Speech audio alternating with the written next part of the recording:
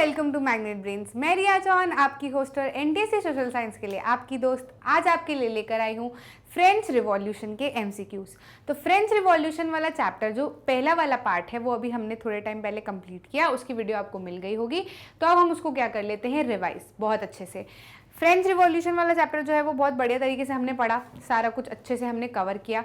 Napoleon तक हमने cover किया था उसके अंदर। अब नेपोलियन के आगे क्या होता है उसके लिए हम क्या करने वाले हैं, एक वीडियो आएगा नेशनलिज्म इन वेरियस कंट्रीज करके।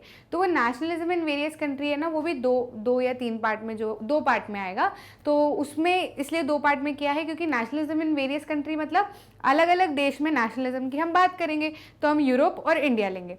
अब इकट्ठा अगर एक ही वीडियो में कर लेंगे ना तो फिर वो बहुत बड़ा वीडियो हो जाएगा। अगर आपको लगेगा अरे यार बहुत मेहनत लग रही, रहने तो नहीं करते हैं, इसलिए उसको क्या करेंगे, हम पार्ट्स में करेंगे। और इसका जो नेपोलियन वाला हिस्सा है बचा वाला, उसको हम क्या करेंगे, rise of nationalism in Europe के लिए शुरुआती पॉइंट लेकर हम जो है उसको आगे कंटिन्यू करेंगे। पर अभी ये जो नेपोलियन ने जहाँ पे आके छोड़ा है, मतलब नेपोलियन आया है, अब मेरी बारी है करते, उसके पहले तक का जो भी मैंने आपको समझाया था उसके एमसीक्यूज यहाँ पर है, जो कि बहुत बहुत इंपॉर्टेंट है। French revolution is a very important chapter अगर एनटीएससी के पर्सपेक्टिव से देखा जाए तो बहुत अच्छे से आई होप आप कंसेप्ट वीडियो समझ के आए हो पूरा कहानी जैसे। कभी भी फ्रेंच रिवॉल्यूशन हो गया, इंडिया का नेशनलिज्म हो गया, यूरोप का नेशनलिज्म हो गया, ये जो कहानी वाली चीज़ें रहती है ना, इनको लर्न करना है या फिर समझना है अच्छे से, तो बिल्कुल ऐसे हाथ रख के मुंह पे ऐसे बैठ के ऐसे बोरिंग जैसे उबासी ले लेके बिल्कुल मत पढ़ना, कभी भी नहीं बनेगा। उसको अगर समझना है, उसको अगर लर्न करना है, तो जब हम ऐसे हो जाते हैं ना कि हमको बहुत आता है, वैसा वाला इंसान जो है आपको बनना पड़ेगा। मम्मी कहती है कि टाइम नहीं रहती, बैठती नहीं मेरे पास में, तो बस अगर खाना बना रही हो तो स्टैंड पे जाके चढ़ जाओ, बैठ जाओ और फिर उनको बोलने लगो कि अरे मम्मी एक कहानी थी सुनाती हूँ, फ्रांस एक देश था जिसमें ऐसा ऐसा हुआ कर करके। जब आप सुनाओगे ना अपनी कहानी, तो कहानी सुनाते हुए आपको ऐसा लगेगा कि अरे ये पॉइंट मैं भूल गई। तो वो पॉइंट जब आप भूलोगे ना तो अपने आप खुद से सोचोगे कि मैं देख के आती हूँ, तो फिर आप कभी नहीं भूलोगे, फिर जब आपको पता चलेगा तो ऐसे ही खुद से आपको प्रैक्टिस करनी पड़ेगी। हम तो आपको बता रहे हैं, क्वेश्चंस भी आपको करवा रहे हैं, लेकिन उसको रिटेन कैसे करना है ये थोड़ा सा हल्का फुल्का जो है वो मेहनत आपको करना पड़ेगी। तो आई होप आप कहानी जैसे उसको अच्छे से समझोगे, घर पे भी सुनाओगे, सबको बताओगे और खुद को भी अच्छे से समझा लोगे। चलो ठीक है, शुरू करें हमारे क्वेश्चंस। तो पहला वाला क्वेश्चन हमें क्या कह रहा है, पहला क्वेश्चन कह रहा है when did the national assembly pass a decree abolishing the feudal system of obligations and taxes in France. तो हमने पढ़ा था कि फ्रांस में क्या होता है, फ्यूडल सिस्टम जो है वो चलता है। फ्यूडल सिस्टम यानी कि क्या, सामंतवाद, मतलब कि वो सामंत लगा के रखेंगे कि भैया ये तुमको क्या करना है, इससे टैक्स लेना है, तुमको क्या करना है, इससे टैक्स लेना है। और टैक्स पे कौन करता था, हमारे बेचारे पीजेंट्स। तो पीजेंट्स को जो है वो टैक्स का क्या करना पड़ता था, बहुत सारा देना पड़ता था। तो उसकी वजह से फ्रांस में क्या हो रही थी, बहुत ज़्यादा प्रॉब्लम हो रही थी, क्योंकि फ्रांस में क्या हुआ था कि ट्रेजरी खाली हो गई थी, लुई 16 के ऊपर बहुत बोझ पड़ गया था। अब ट्रेजरी खाली हो गई है तो फिर वो काम कैसे करे भाई, तो उसको क्या करना पड़ रहा था, टैक्स बढ़ाना पड़ रहा था। अब जब टैक्स उसको बढ़ाना पड़ता तो टैक्स कौन ढोता, फर्स्ट सेकंड और थर्ड एस्टेट में से टैक्स वाली जो भरमार है वो किसके ऊपर जाती, थर्ड एस्टेट के ऊपर ही जाती, क्योंकि फर्स्ट और सेकंड स्टेट वाले लोगों को तो क्या था, बर्थ से ही ऐसा बोला गया था कि आप इतने अच्छे किस्मत लेके आए हो कि आप फर्स्ट और सेकंड स्टेट में आपने जन्म लिया है, तो आपको टैक्स बिल्कुल भी नहीं भरना पड़ेगा, आपको टैक्स से क्या है, एग्जेम्पशन है। तो ये बोल रहे हैं कि ये जो फ्यूडल सिस्टम बंद किया, और मतलब उसके बाद में फिर लड़ाई थी, बेस्टाइल प्रिजन जो है वो तोड़फोड़ हो गई थी, मच गई थी वहाँ पे। फिर क्या किया था उन्होंने, अबॉलिश किया था इन सारी चीज़ों को। तो ये जो किया था, अबॉलिश किया था, डिक्री पास की थी, वो कब की थी, वो ईयर ये जो है इसके अंदर पूछना चाह रहे हैं, कौन से ईयर में ऐसा किया था। तो भैया इसको आप फ्रेंच रिवॉल्यूशन को आपको नाम से याद रखना है, तो वो किससे याद रखना है, फ्रेंच रिवॉल्यूशन के नाम से याद रखना है, तो 1789। फ्रेंच रिवॉल्यूशन यानी कि क्या, 1789। बस फ्रेंच रिवॉल्यूशन दिमाग में है, 1789 आगे कंटिन्यू में रखना, तो आपको हमेशा याद रहेगा। बस ये फ्यूडल सिस्टम, क्योंकि शुरुआत तो यही थी, क्या करना था, फ्यूडल सिस्टम, जो सामंतवाद था उसको वो खत्म करना चाह रहे थे। किंग को उनको हटाने की कोई मंशा नहीं थी कि वो किंग को हटाए, इसलिए उन्होंने कॉन्स्टिट्यूशनल मोनार्की ही रखा था। पर वो तो फिर किंग को पेट में पचा नहीं, जितनी पावर थी वो भी वो चाहता नहीं था कि वो बचे उसके पास में। तो फिर आगे तो है वो बहुत सारे किस्से हुए जो हमने डिस्कस किए थे, लेकिन अभी इस क्वेश्चन के लिए इतना ही ठीक है। तो the correct answer is in 1789। Next question पे बढ़े। नेक्स्ट क्वेश्चन क्या कर रहा है देख लेते हैं। When Louis 16 became king of France, Louis 16 जो है वो फ्रांस के किंग कब बने थे? तो भैया ये तो हमारा चैप्टर ही यहाँ से शुरू हुआ था। कहाँ से शुरू हुआ था? पहला पेज जो है उसी पे यही लिखा था कि एक समय की बात है, फ्रांस का नामक एक देश था।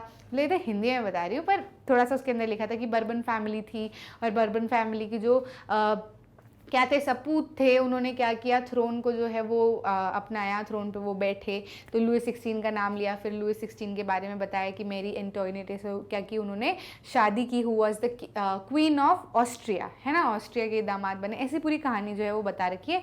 वहीं पर शुरुआत में ईयर दिया हुआ है, ये ईयर आपकी आंखों में छप जाना चाहिए, 1774। 1774 से इस कहानी की जो है वो पूरी शुरुआत हुई थी। तो ये पहला ईयर आपको बहुत अच्छे से याद रखना है। दूसरा ईयर इज फ्रेंच रिवॉल्यूशन 1789, जो इसके पहले वाले क्वेश्चन में किया। आंसर हमारा चेक कर लेते हैं, कहीं मैम गलत तो नहीं बता रही? नहीं, सही बता रही। आंसर क्या है? ए। नेक्स्ट क्वेश्चन पे आ जाए। नेक्स्ट क्वेश्चन क्या कह रहा है? नेक्स्ट क्वेश्चन कह रहा है, according to the various parliaments of France, what was the only body that could levy taxes?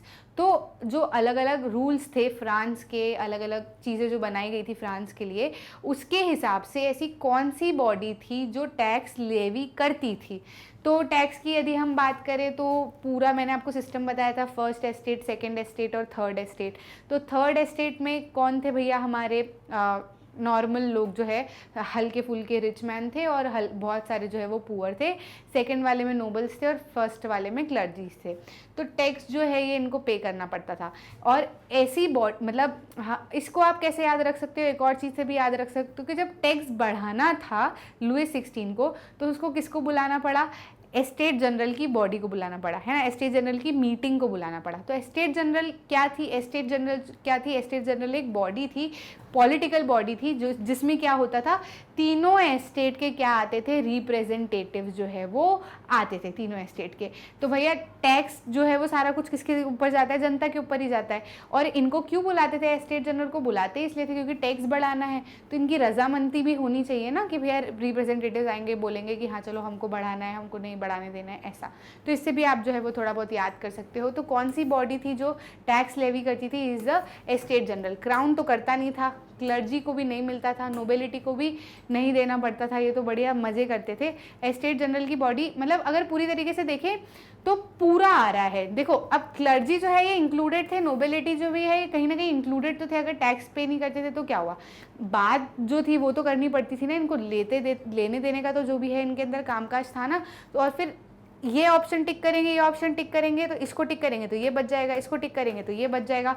और दोनों को भी अगर टिक करते, बहुत ए एंड बी भी होता तो भी क्या होता, वो बच जाते हमारे थर्ड एस्टेट वाले। तो तीनों किसके अंदर आ रहे हैं? तीनों जो है वो आ रहे हैं एस्टेट जनरल के अंदर आ रहे हैं। तो एस्टेट जनरल जो है उसको टिक करो और आगे बढ़ो। Correct answer is estate general. Next question, under Louis 16 France help the 13 American colonies to gain their independence from common enemy. तो ऐसे कौन सी एनिमी था, कॉमन एनिमी था किसका? फ्रांस और अमेरिका का। हाँ, फ्रांस और अमेरिका का, जिससे कि ये दोनों लड़े थे। तो देखो कहानी वापस से रिवाइंड करते हैं।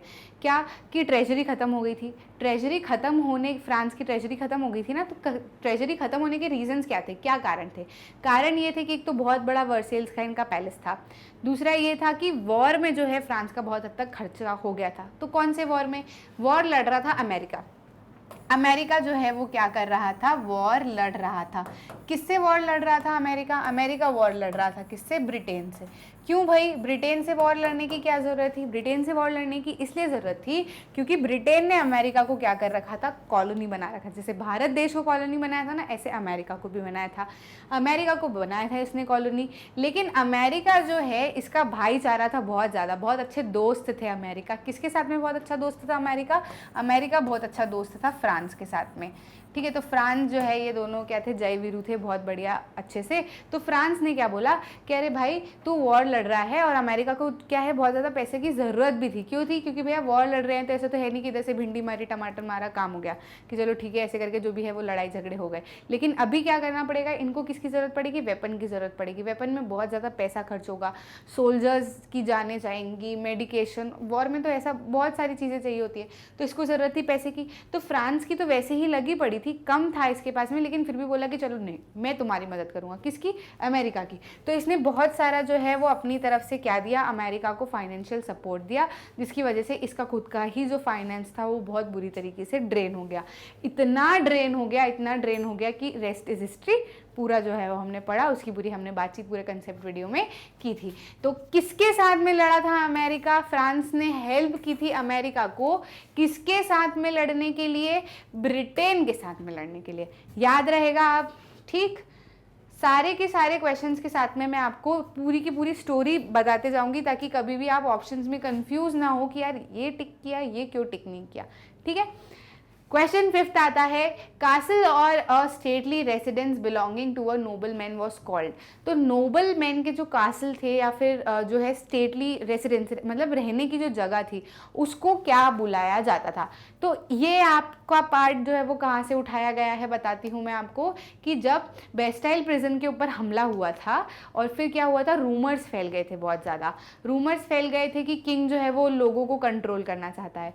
रूमर्स फैलते फैलते कहाँ तक पहुँचे? कंट्री साइड तक पहुंचे। कंट्री साइड मतलब क्या? कंट्री की साइड, यानी कि क्या, विलेजेस, और ये यहाँ तक पहुंचे। तो विलेजेस में क्या था, नोबल मैन के कासल थे, अलग अलग घर थे बड़े बड़े ऐसे। तो उसको क्या किया, लोगों ने ऐसा सोचा कि जो लॉर्ड ऑफ मैनोर है वो क्या कर रहे हैं, हमको क्या करते हैं, मतलब उन्होंने बैंड्स ऑफ ब्रिगेडियंस को क्या किया है, हायर किया है कि वो आए और हमारे ऊपर कब्जा कर ले, मतलब लोगों के ऊपर कब्जा कर ले। ऐसी बातचीत तो होती है, अरे किसी ने ज़रा सी लड़ाई करी कहीं पे, दिल्ली में लड़ाई हुई या फिर कहीं फार्मर्स की लड़ाई हुई, मान लो अगर वही एग्जाम्पल अगर हम ले, तो थोड़ा बहुत भी कुछ होता है तो फिर कैसे एक से दूसरे, दूसरे से तीसरे, तीसरे से चौथे, वहाँ हो कुछ रहा है, यहाँ बात कुछ और चल रही है। तो बस यही आज से नहीं, ये बहुत सालों से चला आ रहा है। तो बस वो भी यहाँ पे हो रहा था। हालांकि किंग ने ट्रूप्स को सिर्फ इसलिए भेजा था कि पेरिस की सड़कों पर जनता उतर के आ गई है, क्या करे, थोड़ा बहुत कंट्रोल करने के लिए अपन भी उतरो, कंट्रोल करने के लिए भेजा हो या फिर चीज़ों को सुलझाने के लिए भेजा हो। उन्होंने क्या किया था, सिर्फ ट्रूप्स को भेजा था। ट्रूप्स को देख के जनता घबराई तो उसने बेस्टाइल प्रिजन पे क्या कर दिया, हमला कर दिया, ऐसा। तो इस वजह से जो है वो चीज़ें हुई थी। तो ये अभी क्वेश्चन में क्या है, क्वेश्चन में ये पूछ रहे हैं कि वो कासल जो है वो क्या था, मतलब उसको क्या बोलते हैं। तो ये कासल वाला क्वेश्चन कैसे आया कि वो जो कंट्री साइड वाली मैंने आपको कहानी बताई ना, तो लोगों ने क्या कर दिया था, अब वो तो वहाँ जा नहीं सकते थे ना पेरिस पे, उन्होंने आसपास में जहाँ पे भी देखा कि राजा से जुड़ा या फिर रॉयलिटी से जुड़ा क्या है हमारे आसपास, जिसको हम क्या करें, पूरी तरीके से बर्बाद कर दें, तो वो क्या था, कासल ही थे। तो उसको क्या बोलते थे, चेटेक्स। ये वहाँ पे हमको चैप्टर में भी दिया हुआ था कि लोगों ने क्या कर दिया, चेटेक्स के ऊपर हमला कर दिया। तो ये क्वेश्चन जो है वो वहाँ से उठकर आया है। अब बिल्कुल भी नहीं भूलेंगे आप, आंसर इज ए। ठीक, आगे बढ़े, नेक्स्ट क्वेश्चन जो है वो हमको दिख रहा है इन्वर्टेड कॉमर्स में। कभी भी क्वेश्चन इन्वर्टेड कॉमर्स में दिखे तो सिंपल सी एक चीज़ समझ लेना कि कहीं ना कहीं किसी की बोली हुई बातें जो है वो यहाँ पर लिखी जा रही हैं, और वो बातों से ही मिलकर कुछ ना कुछ क्वेश्चन बनेगा। ठीक, क्वेश्चन पढ़ लेते हैं। In France of the old regime the monarch did not have the power to impose taxes according to his will alone. ये लाइन कह रही है कि ओल्ड रिजीम में जो फ्रांस था, मतलब बेस्टाइल प्रिजन के ऊपर अटैक करने के पहले वाला जो फ्रांस था या रिवॉल्यूशन आने के पहले वाला जो फ्रांस था, उसको ओल्ड रिजीम कहते थे। तो ओल्ड रिजीम में जो फ्रांस था उसमें ऐसा था कि जो किंग है वो सिर्फ अपने हिसाब से टैक्स नहीं बढ़ा सकता था कि चलो आज मेरे पास में पैसा ख़त्म हो गया है तो कल से मैं टैक्स बढ़ा देता हूँ, नहीं, वो ये नहीं कर सकता था। उसको अगर टैक्स बढ़ाना है तो उसको क्या करना पड़ता, उसको एस्टेट जनरल की मीटिंग जो है वो बुलानी पड़ती। फिर एस्टेट जनरल की मीटिंग में सारे लोग आते और उसके बाद में बातचीत होती कि क्या करना है क्या नहीं करना है। उसके बाद में जो है वो किंग जो है वो कर सकता था कि भाई बढ़ाना है या नहीं बढ़ाना है टैक्स। ठीक है, तो ये लाइन ये ऐसा कहना चाह रही है कि वो खुद के दम पे अकेले अपनी मर्जी के हिसाब से टैक्स जो है वो बढ़ा नहीं सकता था। Rather he had to call a meeting of the Estates General which would then pass his proposals for new taxes। है ना, कि उनको क्या करनी पड़ती है, एस्टेट जनरल की मीटिंग बुलानी पड़ती है, उसके बाद में वो टैक्सेस जो है वो पास कर पाते। However the monarch alone could decide when to call the meeting of this body। मतलब ये कि भले उसके हाथ में ये नहीं था कि यार टैक्स बढ़ा सकता हूँ कि नहीं बढ़ा सकता हूँ, लेकिन हाँ वो जब चाहे तब इस एस्टेट जनरल की मीटिंग को बुला सकता था। आधी रात को बुलाए, सुबह बुलाए, सोते उठते जागते कभी भी बुलाए, मोनार्क की इच्छा, मोनार्क ने बोला है तो जाना है, मतलब जाना है, स्टेट जनरल की बॉडी को वहाँ पे प्रेजेंट होना पड़ेगा। अब ये आखिरी टाइम कब किया गया था, 1614 में, मतलब बात हो रही है 1789 की, और आखिरी टाइम बुलाया गया था कब? 1614 में बुलाया गया था। मतलब ये मोनार्क बुला तो कभी भी सकता था, पर क्या करें, अब वो था ही ऐसा, ध्यान ही नहीं दिया उसने। आखिरी टाइम जो है वो 1614 में बुलाया था, उसके बाद में कोई ऐसा कुछ बात हुई नहीं कि स्टेट जनरल की मीटिंग को जो है वो बुलाना पड़े। अब ये यहाँ तक तो क्या इन्वर्टेड कॉमा खत्म हो गया, तो यहाँ तक जो है वो बात हो गई। अब देखते हैं कि क्वेश्चन ये क्या पूछ रहे हैं। ये क्वेश्चन पूछ रहे हैं inference drawn from the above statement is that, इस स्टेटमेंट से क्या इन्फ्रेंस, मतलब आप क्या समझ पा रहे हो इस स्टेटमेंट से। इन्फ्रेंस मतलब ये कि इससे आप क्या कंक्लूजन निकाल पा रहे हो, या ये आप क्या समझ रहे हो कि ये स्टेटमेंट क्या कहना चाह रही है। देखते हैं। पहला बोल रहा है कि taxes were not raised between 1614 to 1789। हाँ, ये हम चीज़ तो निकाल सकते हैं इससे कंक्लूजन। कैसे निकाल सकते हैं कि भैया 1614 में आखिरी बार स्टेट जनरल की मीटिंग बुलाई थी, और अगर टैक्स बढ़ाना है तो स्टेट जनरल की मीटिंग बुलाना ज़रूरी है। मतलब 1614 से 1789 तक स्टेट जनरल की मीटिंग नहीं बुलाई, इसका तो सीधा सा मतलब ये है कि टैक्स बढ़ाने की ज़रूरत ही नहीं पड़ी होगी, टैक्स बढ़ाया ही नहीं होगा, तभी तो स्टेट जनरल की मीटिंग नहीं बुलाई। तो बस ये वाली चीज़ तो है, हम इसके अंदर से निकाल सकते हैं। बी कह रहा है French monarch was very powerful. हाँ, फ्रेंच मोनार्क जो है वो पावरफुल तो था, क्योंकि भले वो टैक्सेस अपने हिसाब से नहीं बढ़ा सकता था, लेकिन वो ये तो कर सकता था ना कि वो जब चाहे तब स्टेट जनरल की मीटिंग को बुला सकता था। उसकी इच्छा, वो जब चाहे तब स्टेट जनरल की मीटिंग को बुला ले, और स्टेट जनरल वालों की मतलब स्टेट जनरल जो बॉडी है उसको आना ही पड़ेगा जब भी वो चाहे। तो ये जो है पावरफुल तो था।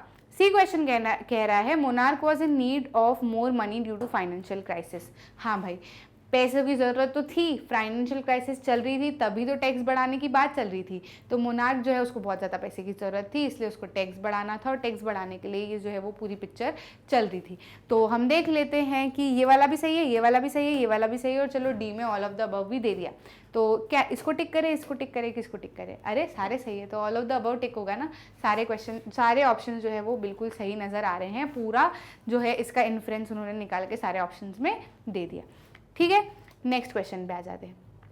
Question number 7, what was a political body formed on the grounds of Versailles. Versailles के ग्राउंड पे जो पॉलिटिकल बनी थी, उस पॉलिटिकल बॉडी बनी थी, उसका नाम क्या था? तो वर्सेल्स के ग्राउंड पे कब पॉलिटिकल बॉडी बनी थी?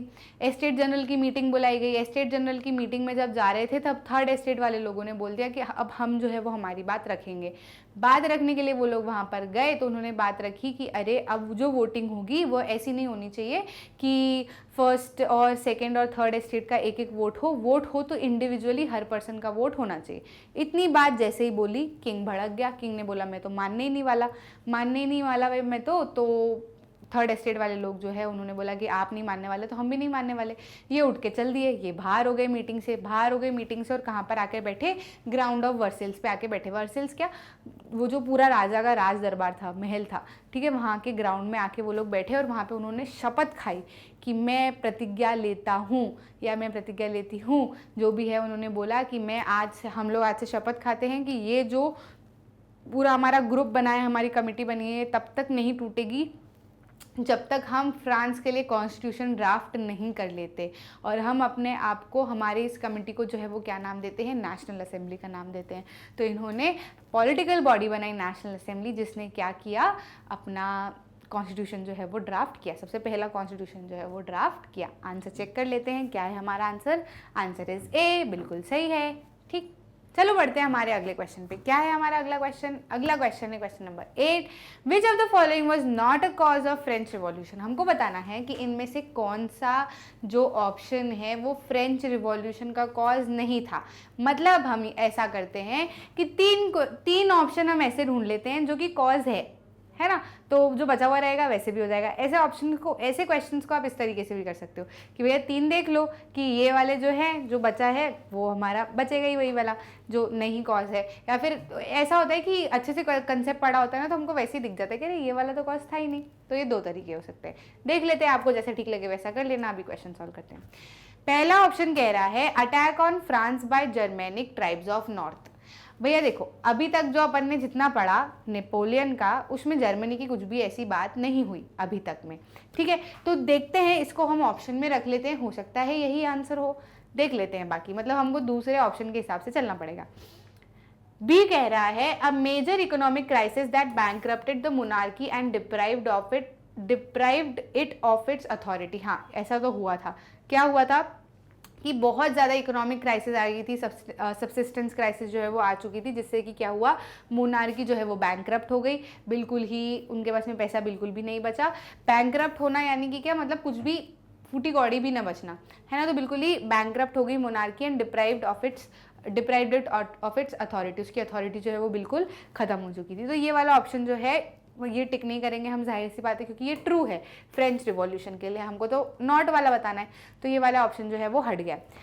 किंग इंक्रीजिंग द टैक्सेस, हाँ, किंग जो है वो क्या कर रहा था, बहुत ज़्यादा टैक्सेस बढ़ा रहा था।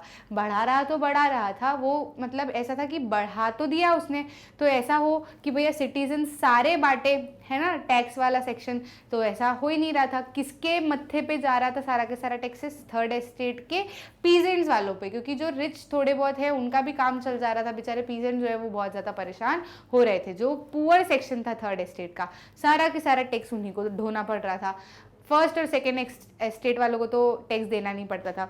तो किंग जो है वो बहुत ज़्यादा टैक्स बढ़ा रहा था, जिसकी वजह से थर्ड एस्टेट वालों के अंदर क्या हुई, बहुत ज़्यादा गुस्सा आया, उनको बहुत आक्रोश भरा, और उसकी वजह से ही जो है वो सारी चीज़ें हुई। डी ऑप्शन कह रहा है the publication of thousands of pamphlets advocating reforms fostering a critical attitude towards the French government, the sudden invasion of France by hostile Germanic tribe. अच्छा, ये ऑप्शन क्या कह रहा है, ये ऑप्शन कह रहा है कि बहुत सारी पैम्पलेट बनाई गई थी, बहुत ऐसा मतलब लिखा जा रहा था किसके लिए, फ्रेंच गवर्नमेंट के लिए, कि जो भी सारा कुछ गलत हो रहा है वो किसकी वजह से हो रहा है, गलत फ्रेंच गवर्नमेंट की वजह से हो रहा है, और पूरी पूरी जिम्मेदार कौन है, फ्रेंच गवर्नमेंट है। तो ऐसी सारी चीज़ें हो रही थी। तो ये वाला ऑप्शन तो है, हाँ भैया, लोगों को बहुत जागरूक किया जा रहा था ना इस चीज़ के प्रति कि नहीं यार, जो भी करिए फ्रेंच गवर्नमेंट बहुत ज़्यादा गलत करिए, तो सबके अंदर मिल बांट के एकदम आक्रोश भर के आया। तो ये वाला ऑप्शन भी सही है, ये भी सही है और ये भी सही है, बचा कौन सा, ये वाला, है ना। तो सेकंड ऑप्शन के हिसाब से हम चल दिए। और वैसे भी अभी तक ये वाले पार्ट तक तो हमने अभी तक नहीं देखा, तो ऑब्वियस सी बात है कि अगर इसके अंदर आया है तो फ्रेंच रिवॉल्यूशन तो इस वाले पार्ट में है ना, आगे जो है वो फ्रेंच रिवॉल्यूशन वाला नहीं, मतलब नेपोलियन वाला हिस्सा हमारा जो है वो हमको देखने को मिलेगा, तो उसके अंदर भी देखते हैं फिर वो क्या होता है। बाकी अभी तक तो ऐसा कुछ भी नहीं था। आंसर चेक कर लेते हैं, आंसर इज ए। ठीक है, आगे बढ़ जाते हैं। Next question, which of the following was not a change enacted by the national assembly between August. तो अगस्त तक जो है वो, अगस्त में जो है वो चेंजेस लेकर आए थे, हमने पढ़ा था चैप्टर में। तो हमको बताना है कि वो कौन से चेंजेस ऐसे हैं जो वो लोग नहीं लेकर आए थे। ठीक है, इन ऑप्शन में से हमको टिक करना है। The elimination of noble and clerical privilege, तो ये तो हटा दिया गया था। सबसे पहली चीज़ की थी तो वो यही की थी, क्योंकि लोग बहुत ज़्यादा परेशान हो गए थे। क्लर्क्स और नोबल्स को बर्थ से ही जो है वो बहुत सारे प्रिविलेजेस दिए जा रहे थे, तो ऐसा मानना था लोगों का कि जो भी मिले, स्टेटस मिले, जो भी मिले, सब कुछ टैलेंट के बेसिस पे हो, बाकी मेरिट के बेसिस हो, टैलेंट के बेसिस पे हो, बाकी बर्थ के बेसिस पे कि अरे ये ऐसी फैमिली में पैदा हुआ है तो इसको प्रिविलेज दे दो, या ये जो है पीजन की फैमिली में पैदा हुआ है तो इसको बिल्कुल भी सम्मान नहीं मिलना। तो ये वाली चीज़ें वो बिल्कुल ख़त्म करना चाहते थे। तो ये अगस्त वाले टाइम तक उन्होंने इसको बिल्कुल ही जो है वो ख़त्म कर दिया था। तो नॉट हमको बताना है, तो ये तो हमारे ऑप्शन में आएगा नहीं, ये तो हट जाएगा।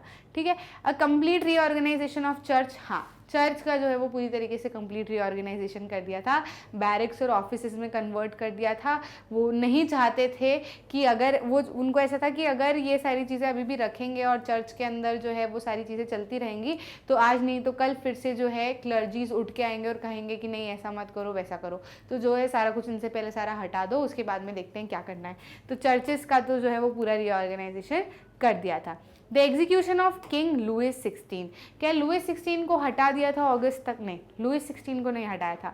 क्या की थी? कॉन्स्टिट्यूशनल मोनार्की लेके आए थे कि भैया किंग को तो हम रख रहे हैं, हमको कोई परेशानी नहीं, किंग को रखो, लेकिन क्या करो, किंग की पावर को लिमिट कर दो। किसके थ्रू? कॉन्स्टिट्यूशन के थ्रू। तो उन्होंने क्या बनाया था? कॉन्स्टिट्यूशन बनाया था। किंग को अभी तक नहीं हटाया था। वो तो फिर बाद में ये किंग भी बहुत सारी गड़बड़ कर देता है तो उसको हटाना पड़ता है, बाकी अभी तक तो नहीं हटाया था। Creation of an elected legislative assembly to replace the national assembly, elected legislative assembly बनाई गई थी क्या?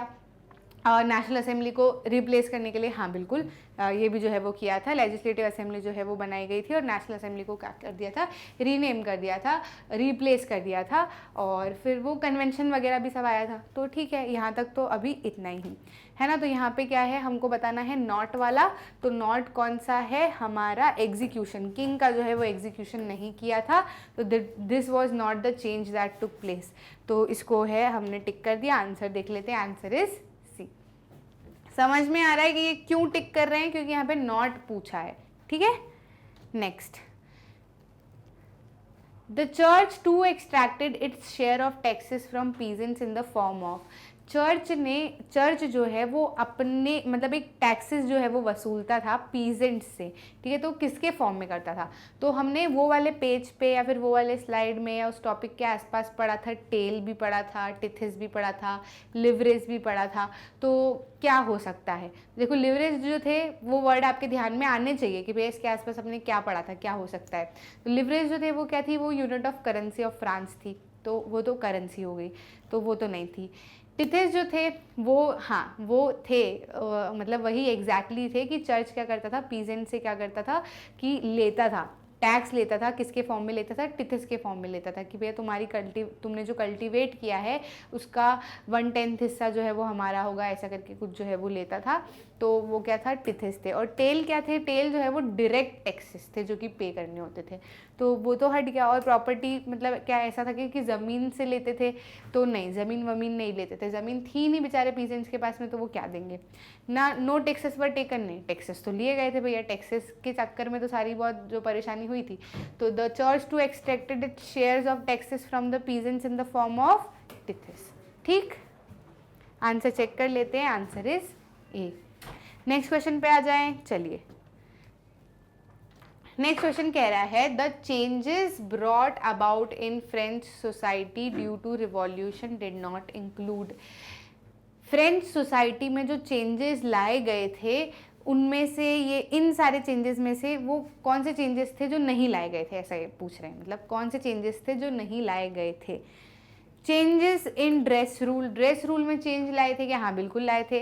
क्या कि नी ब्रीचेस पहनते थे नोबल्स, है ना, नोबल्स नी ब्रीचेस पहनते थे, घुटने तक का जो रहता था, मतलब शूज़ जो घुटने तक के रहते थे, ऐसे नी ब्रीचेस पहनते थे। तो ऐसा मानना था जैकोबिन वालों का, जैकोबिन क्लब वालों का, कि अरे अगर इनके जैसे कपड़े हम भी पहनेंगे तो इनमें हमें क्या अंतर हो जाएगा, तो चलो हम हमारा नया फैशन स्टेटमेंट निकालते हैं, किसका, वो स्ट्रिप्ड पैंट्स का। तो ऐसी ऐसी पैंट्स पहनते थे वो लोग, ये पैर इनके समझ लो कि ऐसे कुछ पैर होंगे, तो ऐसी स्ट्रिप लाइनिंग वाली जो है वो उनकी होती थी, कि मतलब पैर तो बहुत गंदे बने पर समझ लो कि स्ट्रिप जो है वो लाइनिंग वाले जो है वो पैंट्स पहनते थे।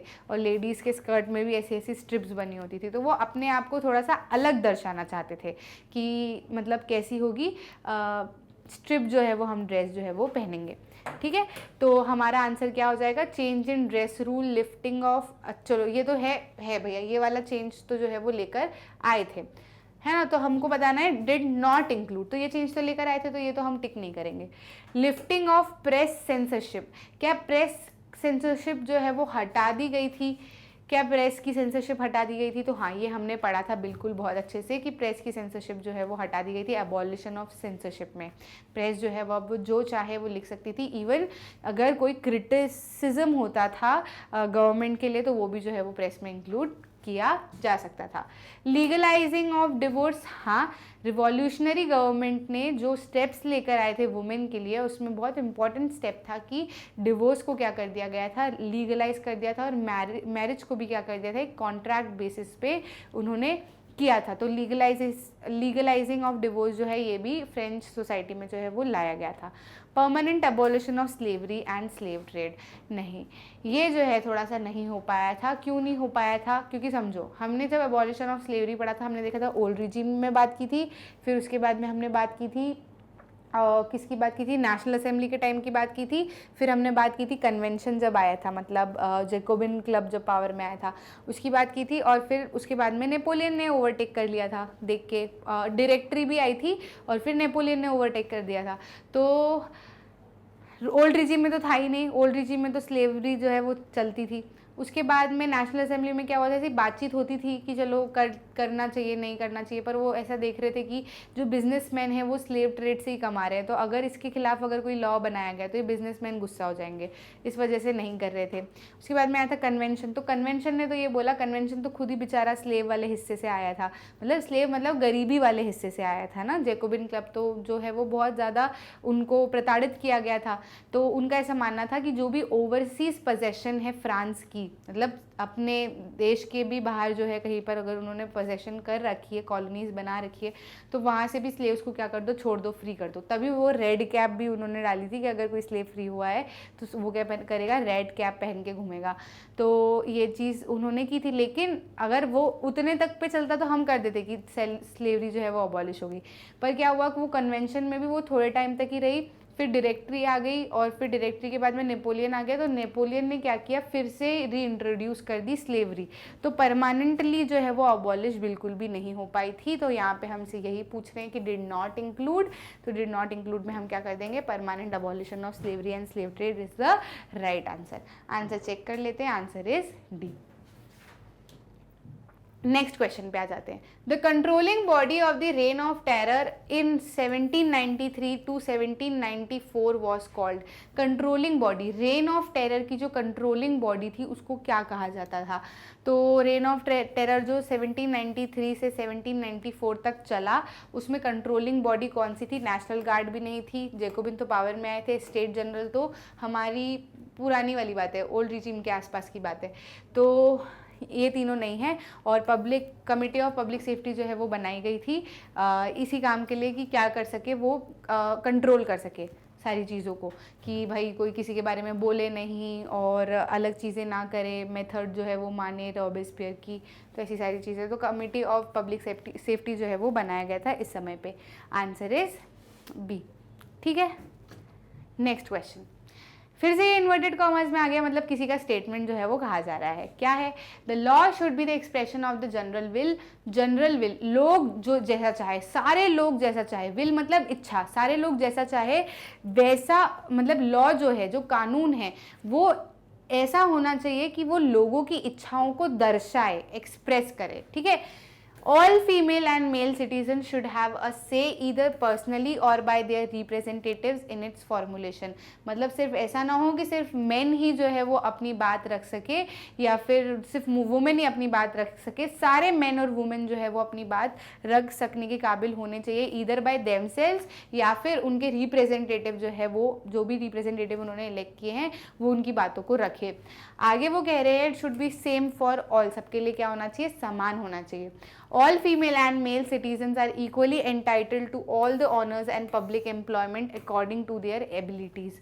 हर व्यक्ति, भले चाहे वो मेल हो या फिर फीमेल हो, उनको हर सेक्शन में, हर एम्प्लॉयमेंट में, हर जॉब में बराबर का हिस्सेदार बनाना चाहिए और बराबर की अपॉर्चुनिटीज़ भी मिलनी चाहिए, and without any other distinction other than their talents. मतलब सिर्फ और सिर्फ उसका बेसिस क्या होना चाहिए, अपॉर्चुनिटीज़ और जॉब्स का टैलेंट, कि किसमें कितना टैलेंट है। उसके अलावा ऐसा नहीं कि लड़की है तो जॉब नहीं दे, लड़के हैं तो जॉब दे दो, ऐसा। मतलब अगर टैलेंटेड है तो उसको जॉब दो। मतलब फिर ऐसा भी होने लगता है ना कि लड़की है तो भले टैलेंट ना हो जॉब देना पड़ेगा, वो भी नहीं करना, टैलेंट है तो जॉब दो, टैलेंट नहीं है तो जॉब मत दो।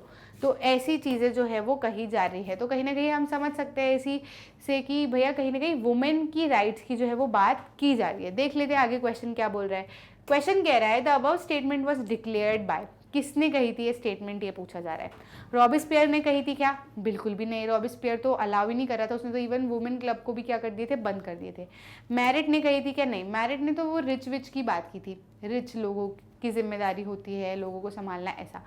नेपोलियन ने की थी क्या, नेपोलियन तो अभी आया ही है, नेपोलियन तो अभी आगे बहुत सारी चीज़ें करेंगे, तो नेपोलियन ने वुमेन को लेकर ऐसी कोई बात नहीं की थी, उनके मन में ऐसी कोई सहानुभूति नहीं थी अभी तक तो इन्होंने भी नहीं की थी। हाँ, ये वाला जो ऑप्शन आपको दिख रहा है ये आपको सोर्सेज में मिलेगा, एनसीईआरटी में सोर्सेज हैं अलग अलग, ABCDEFG, तो उसमें अलग अलग बातें कही गई हैं, जैसे कि मैरिट की भी बातें की है और ओलम्पिडी गॉर्जस की भी बातें की है। ये बहुत इंपॉर्टेंट और प्रोमिनेंट लेडी थी उस समय पे, जो जिन्होंने पॉलिटिकल क्लब्स बनाए थे, वुमेन की क्लब्स बनाए थे। जब जैकोबिन क्लब क्लब इमर्ज होकर आया था, तो इन्होंने भी इमर्ज किए थे क्लब्स की चलो हम भी जो है वो हमारे हिस्से की बात करते हैं, हमारे हक की बात करते हैं। तो ये जो है ये बात किसने की थी, ओलंपिडी गॉर्जियस ने। तो इनको आप याद रख सकते हो, answer is D. Next question पे आ जाते हैं, question number 4। Which of the following was not a feature of French constitution of 1795। 1795 के फ्रेंच कॉन्स्टिट्यूशन की बात करें तो कॉन्स्टिट्यूशन कौन कौन से बने थे, देखो मैं बताती हूँ। कॉन्स्टिट्यूशन 1791 का बना था, है ना। उसमें क्या बोला था, जैकोबिन वगैरह ने बहुत मेहनत की थी सब लोगों ने, फिर जैकोबिन जो है वो उसके रॉबेस्पियर जो है वो पावर में आ गए थे, फिर उन्होंने कॉन्स्टिट्यूशन बनाया था। तो इन्होंने क्या बोला कि अरे सारी चीज़ें हटा दो, बर्थ राइट जो भी प्रिविलेजेस दे रहे हैं, चर्च को हटा दो, नोबेलिटी क्लर्जीज इनको हटा दो, और सबको क्या करो, कॉमन जो भी है वो रख रहे हो वो रखो, है ना। और पॉलिटिकल वो वोटिंग राइट्स भी जो है वो उन्होंने अलग कर दी थी।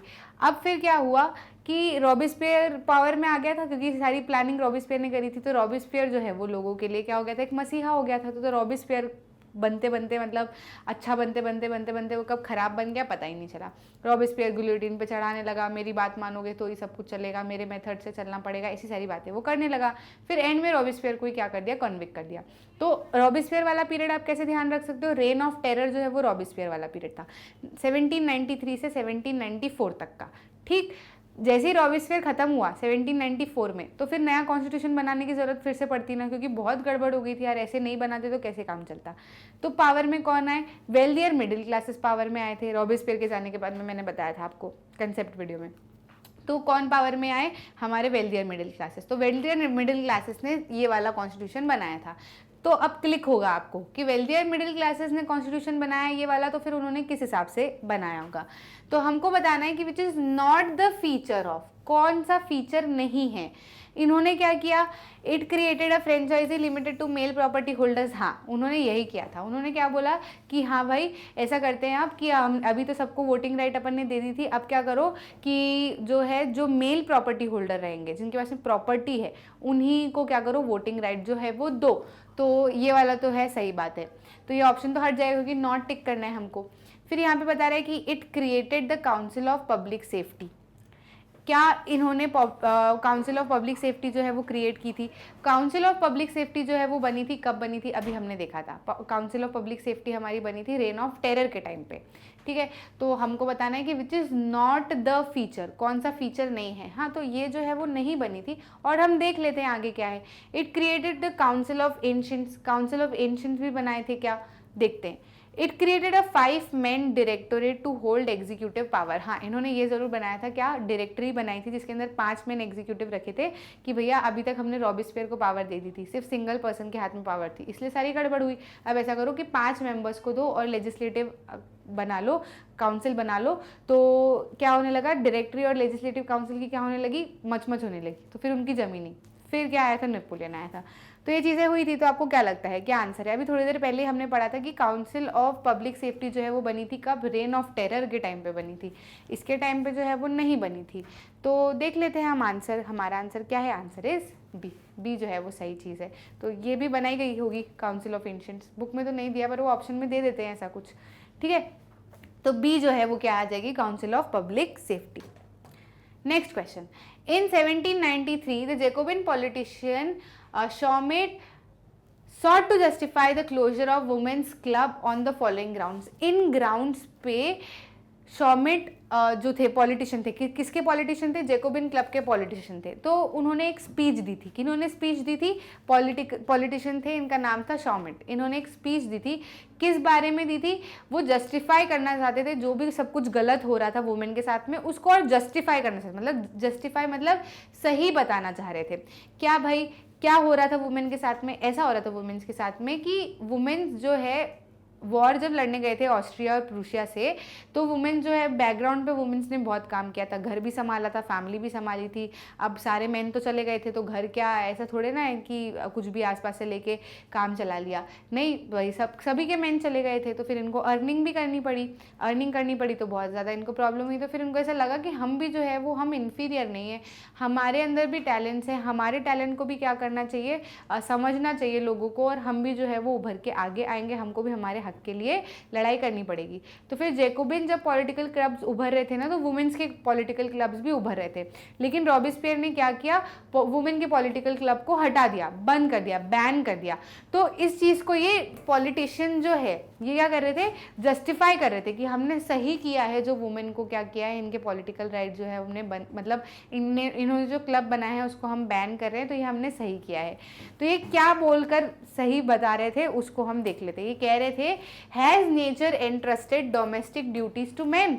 ये कह रहे हैं क्या नेचर ने, क्या प्रकृति ने घर को संभालने की जो जिम्मेदारी है वो आदमियों को दी है। मतलब अगर औरत उभर के आने लगेंगी, पॉलिटिकल क्लब्स बनाने लगेगी, वोटिंग राइट मांगने लगेगी, जॉब करने लगेगी, तो घर कौन संभालेगा, आदमी संभालेंगे, ऐसा ये कह रहे थे। Has she given us breast to nurture babies, क्या हमें ब्रेस्ट मिले हैं बेबीज को नर्चर करने के लिए, ऐसा ये कह रहे थे। मतलब कितनी गलत चीज़ ये पूरे ऑल ओवर मतलब पब्लिकली जो है वो कह रहे थे कि क्या हमें ब्रेस्ट मिले हैं, हम क्या बेबीज को नर्चर करेंगे। मतलब ये है कि आप पूरी तरीके से क्या करो, घर संभालो, अगर आप बाहर आ जाओगी तो बच्चों का ध्यान कौन रखेगा, हम तो रख नहीं सकते। Shameless are those women who wish to become man. ये ऐसा कह रहे हैं कि जो औरतें आदमी बनना चाहती हैं, मतलब औरतें कुछ बनना नहीं चाह रही थी, औरतें अपने ही हक मांगना चाह रही थी, लेकिन इनकी बुद्धि कुछ अलग थी, ये कुछ अलग ही सोच रहे थे। तो ये क्या कहते हैं कि वो औरतें बेशर्म हैं जो आदमी बनना चाह रही हैं।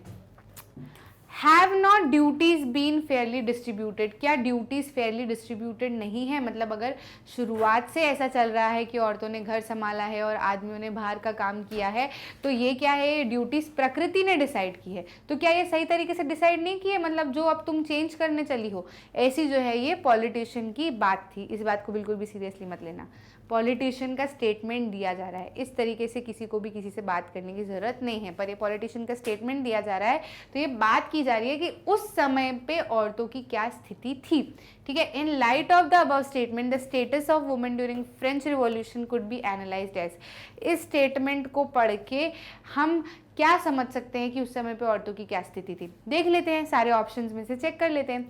Women were given equal rights after revolution, क्या ऐसा था कि वुमेन को रिवॉल्यूशन के बाद में बराबर के अधिकार मिले, बिल्कुल भी नहीं, वुमेन को तो सालों लग गए अधिकार मिलने में, तो वुमेन को जो है वो रिवॉल्यूशन के बाद में अधिकार नहीं मिले। Women were treated as inferiors even after the revolution, हाँ रिवॉल्यूशन होने के बाद भी वुमेन को क्या समझा जाता था, इन्फीरियर समझा जाता था, कम समझाता था, कम आंका जाता था। Women were allowed to form clubs and participate in politics after revolution, women को अलाउ कर दिया था, मतलब ऐसा कह रहा है ये वाला ऑप्शन कि वुमेन को पॉलिटिकल क्लब्स और ये सब बनाने के लिए अलाउ कर दिया था। तो अलाउ कर दिया होता तो ये चीज़ थोड़े बोलते हैं, अलाउ नहीं कर रहे थे तभी तो इतना भाषण दिया उन्होंने, तो ये चीज़ तो नहीं हो सकती और ये भी नहीं हो सकती, और ये तो बिल्कुल हमको सीधा के सीधा दिख रहा है कि हाँ ये वाली चीज़ है, बिल्कुल वुमेन को क्या किया जाता था, इन्फीरियर समझा जाता था। इन केस आपने चैप्टर नहीं भी पढ़ा हो और ऐसा कोई सा क्वेश्चन आपके सामने आ जाता है, तो आप वैसे भी लॉजिकली जो है वो ऑप्शन को टिक कर सकते हो। पूरा ही तो समझ में आ रहा है, बस ये है कि इंग्लिश आनी चाहिए। वहाँ वुमेन को क्या किया जाता था, इन्फीरियर जो है वो समझा जाता था even after the revolution. Answer check कर लेते हैं, क्या है हमारा answer, answer is B. Next question पे आ जाते हैं, question number 16। The meeting of estates general in France was last called in. Estate general की मीटिंग जो है वो फ्रांस में आखिरी बार कब बुलाई गई थी, तो एस्टेट जनरल की मीटिंग जो है वो फ्रांस में आखिरी बार बुलाई गई थी 1614 में। 1600 के अराउंड की बात ना सिर्फ ये एस्टेट जनरल की मीटिंग के लिए ही हुई और एक दो इवेंट के लिए हुई होगी, तो इसलिए मुझे तो दिमाग में है कि भैया एस्टेट जनरल की मीटिंग ही ऐसी थी जो उस समय में बुलाई गई थी, बाकी तो सारा कुछ 18th सेंचुरी की बात हो रही थी, मतलब 1700 समथिंग की बात हो रही थी। तो ये आप इस तरीके से जो है वो ध्यान रख सकते हो, 1614 है ना, answer is C. Next question पे आ जाते हैं, क्या कह रहा है हमारा question number 17। 1791 constitution had denied political rights to poor man. 1791 के कॉन्स्टिट्यूशन ने पॉलिटिकल राइट जो है वो पुअर मैन को डिनाई कर दी थी। देखते हैं, Jacobins gave equal rights to all man irrespective of their economic और सोशल स्टेटस। देखो 1791 के कॉन्स्टिट्यूशन ने बोला था कि पॉलिटिकल राइट्स पुअर मैन को मत दो, एक्टिव और पैसिव सिटीजन वाला जो है वो हमारा काम चलेगा।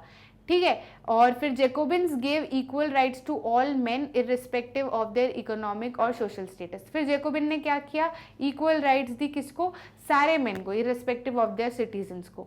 फिर क्या हुआ, directory again established rule of wealthier middle class. Directory ने क्या किया, फिर से रूल ऑफ मिडिल क्लास जो है वो लेकर आ गया। Despite all of the differences there was one thing common in all these constitutions of revolutionary France. What was that, इन सारी चीज़ों, मतलब ये अलग अलग फेजेस की बात हुई। तो ये कह रहे हैं कि ये अलग अलग चीज़ें, कि इनमें से ऐसी कौन सी चीज़ें जो सबके अंदर कॉमन थी। देखते हैं। Denial of political rights to black slaves. Black slaves को क्या पॉलिटिकल राइट्स नहीं मिले थे, ब्लैक वाइट की इसमें जो है वो कुछ बात नहीं हुई थी। Denial of political rights to women, हाँ ये तो है, सारी ही चीज़ों में वुमेन को क्या किया था, पॉलिटिकल राइट्स नहीं दी गई थी। तो denial of political rights to women. All elected only formal feudal lords to highest position. मतलब ऐसा हुआ था क्या कि सारे के सारे ने सिर्फ फॉर्मल, जो पुराने फ्यूडल लॉर्ड्स थे उन्हीं को हाईएस्ट पोजीशन पे किया था इलेक्ट, नहीं ऐसा भी कुछ भी नहीं था। They did not have any thing in common. क्या ऐसा था कि कुछ भी कॉमन नहीं है। अगर देखो ये वाला पॉइंट नहीं होता, इसकी जगह कुछ और ऑप्शन होता तो हम फिर भी टिक कर देते, लेकिन ये चीज़ है यहाँ पर कि पॉलिटिकल राइट जो है वो वुमेन को नहीं दी थी। तो हाँ बिल्कुल, पॉलिटिकल राइट जो है वो वुमेन को नहीं दी थी। आंसर इज बी, सभी में कॉमन था, किसी में भी नहीं दी थी political rights. Question number 18, who said these words and when. ये वाले वर्ड्स किसने और कब कहे। To establish and consolidate democracy and to achieve the peaceful rule of constitutional laws we must first finish the war of liberty against tyranny. जो हमारे ऊपर अत्याचार किया जा रहा है उसको ख़त्म करना पड़ेगा। सबसे पहले उस वॉर को हमको लड़ना पड़ेगा, उसको ख़त्म करना पड़ेगा, तभी हम क्या कर सकते हैं, डेमोक्रेसी ला सकते हैं और कॉन्स्टिट्यूशनल लॉज हम ला सकते हैं। We must annihilate the enemies of republic at home and abroad. मतलब जो रिपब्लिक के एनिमीज़ है, जो लोग रिपब्लिक नहीं लाना चाहते, जैसे कि किंग हो गया, रॉयल फैमिली हो गया, तो ये क्या है, ये एनिमीज़ है रिपब्लिक के। तो घर में भी जो एनिमीज़ है रिपब्लिक के और बाहर भी जो एनिमीज़ है रिपब्लिक के, इनको सबको क्या करना पड़ेगा, ख़त्म करना पड़ेगा। और एल्स वी शैल पेरिश, अगर हम नहीं ख़त्म करते तो हमको ऐसे ही सड़ते रहना पड़ेगा। In time of revolution a democratic government may rely on terror. Democratic इस रिवॉल्यूशन के टाइम पे जो है गवर्नमेंट को क्या करना पड़ेगा, टेरर का थोड़ा सा साथ लेना पड़ेगा और टेरर के ऊपर थोड़ा सा रिलाई करना पड़ेगा। टेरर और कुछ भी नहीं, टेरर क्या है, टेरर जो है वो जस्टिस है। टेरर क्या है, सीवियर और इनफ्लेक्सिबल है, स्विफ्ट है, मतलब बहुत स्मूथ है। तो ये जो है वो टेरर को थोड़ा सा सपोर्ट कर रहे थे। तो अगर आपको बाकी सब कुछ भी नहीं पता, आप इतनी सी लाइन पढ़ लो, terror is nothing but justice, तो आपको समझ में आ जाएगा कि पूरे इत्ते में कौन वो व्यक्ति था जिसने टेरर को सपोर्ट किया। तो वो सिर्फ और सिर्फ मैक्सिमिलियन रॉबिस्पियर जी थे। तो नाम हम उनका ढूंढ लेते, तीनों ऑप्शन में कहाँ पे, यहाँ पे है, ये रहे, बाकी में तो नहीं है ना रॉबिस्पियर ने। तो ये डेट दी है, तो डेट तो इसके साथ में ही आ गई है। पर अगर मान लो कि रॉबिस्पियर और फिर डेट अलग दे दी जाती या फिर क्लब का नाम चेंज कर दिया जाता, तो फिर आपको थोड़ा बहुत देखना पड़ता। तो आप ये डेट जो है इसको याद रख लेना और नाम भी याद रख लेना कि कन्वेंशन की बात की जा रही है। तो रॉबिस्पियर ने जो है ये चीज़ की थी कि भैया वो टेरर को जो है वो बहुत अच्छा मानते थे और यही जो थे जिनकी वजह से टेरर जो है वो आज तक बरकरार है। Answer is C. Question number 19. Who said the task of representing the people has been given to the rich?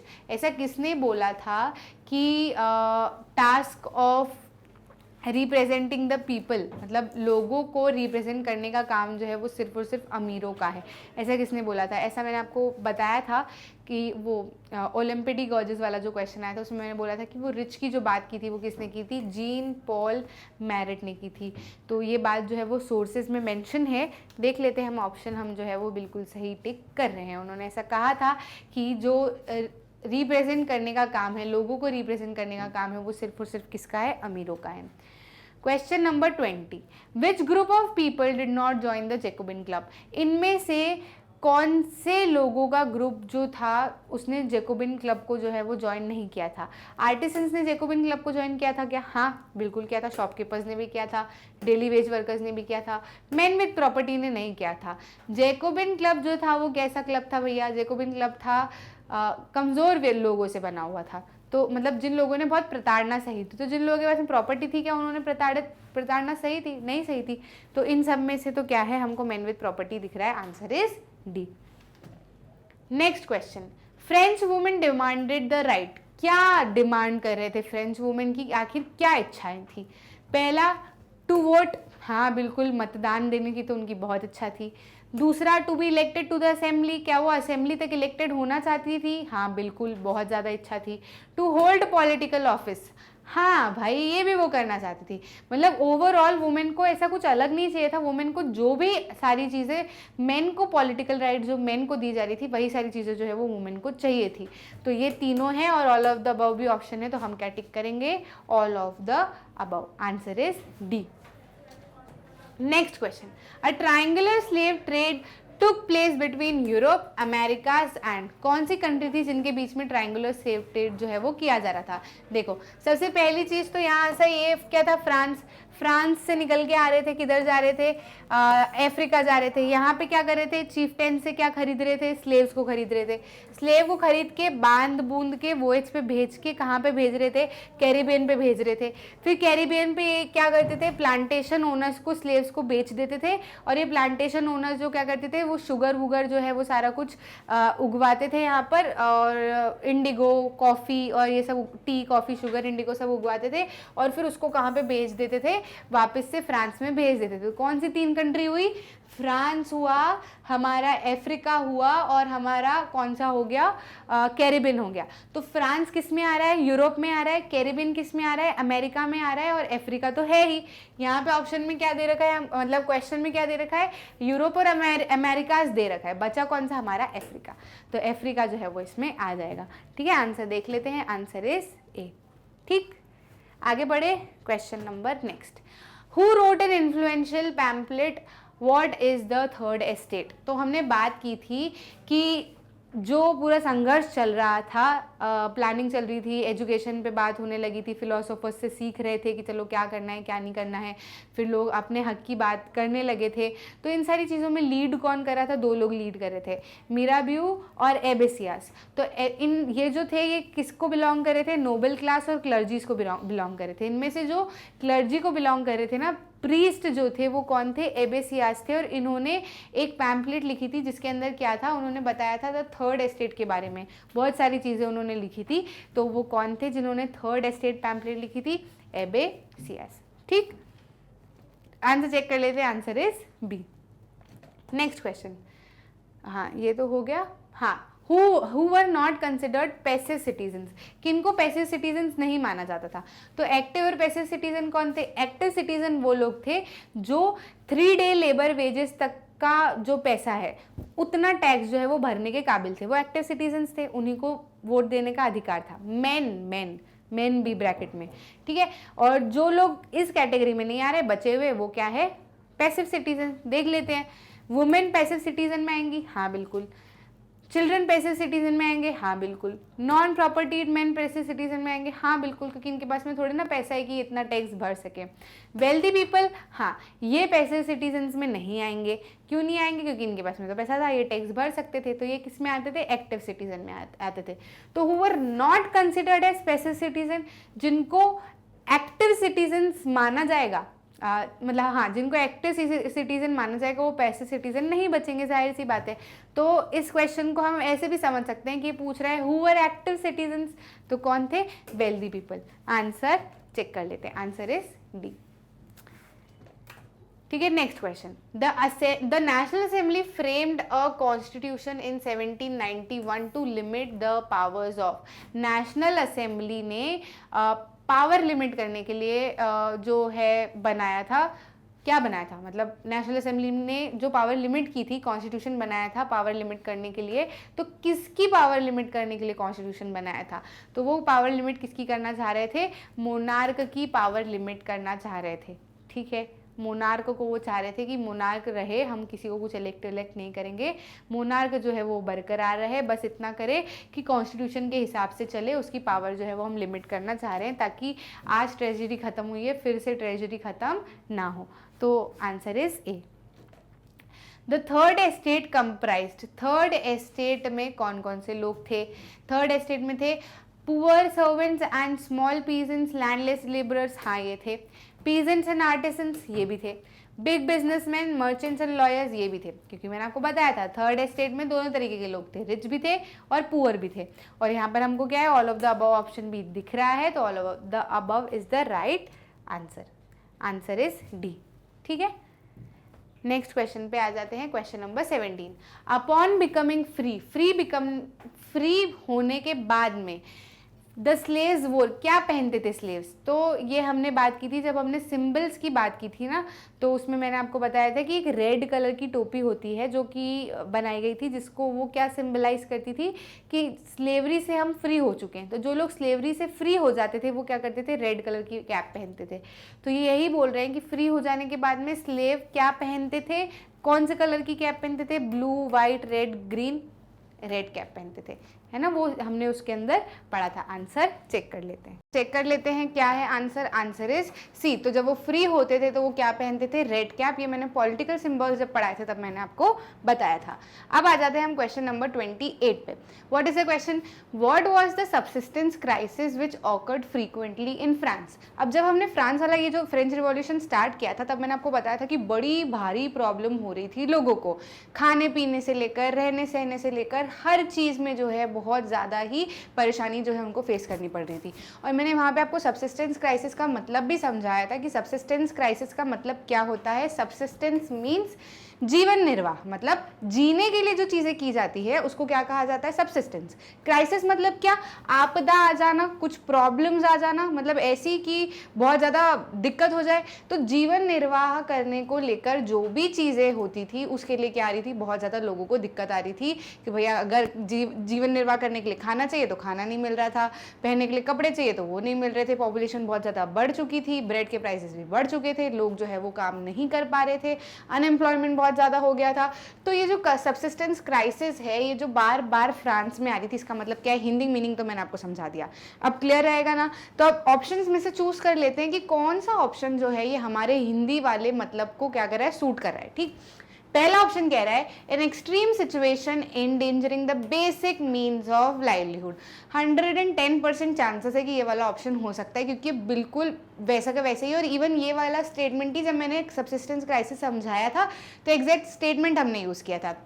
क्या ये ऐसी एक्सट्रीम कंडीशन है जिसमें क्या होता है कि जो मीन्स ऑफ लाइवलीहुड है, जो जीने की जो बेसिक अम्यूनिटीज़ है, जो बेसिक नीड्स है, वो भी न मिलना, वो भी बिल्कुल एंड डेंजर हो जाना, यानी क्या, खत्म होने की कगार पर हो जाना। तो ये जो है हमारा जो है वो मोस्ट रेलेवेंट हमको दिख रहा है, लेकिन फिर भी बाकी तीन ऑप्शंस भी हम चेक कर लेते हैं।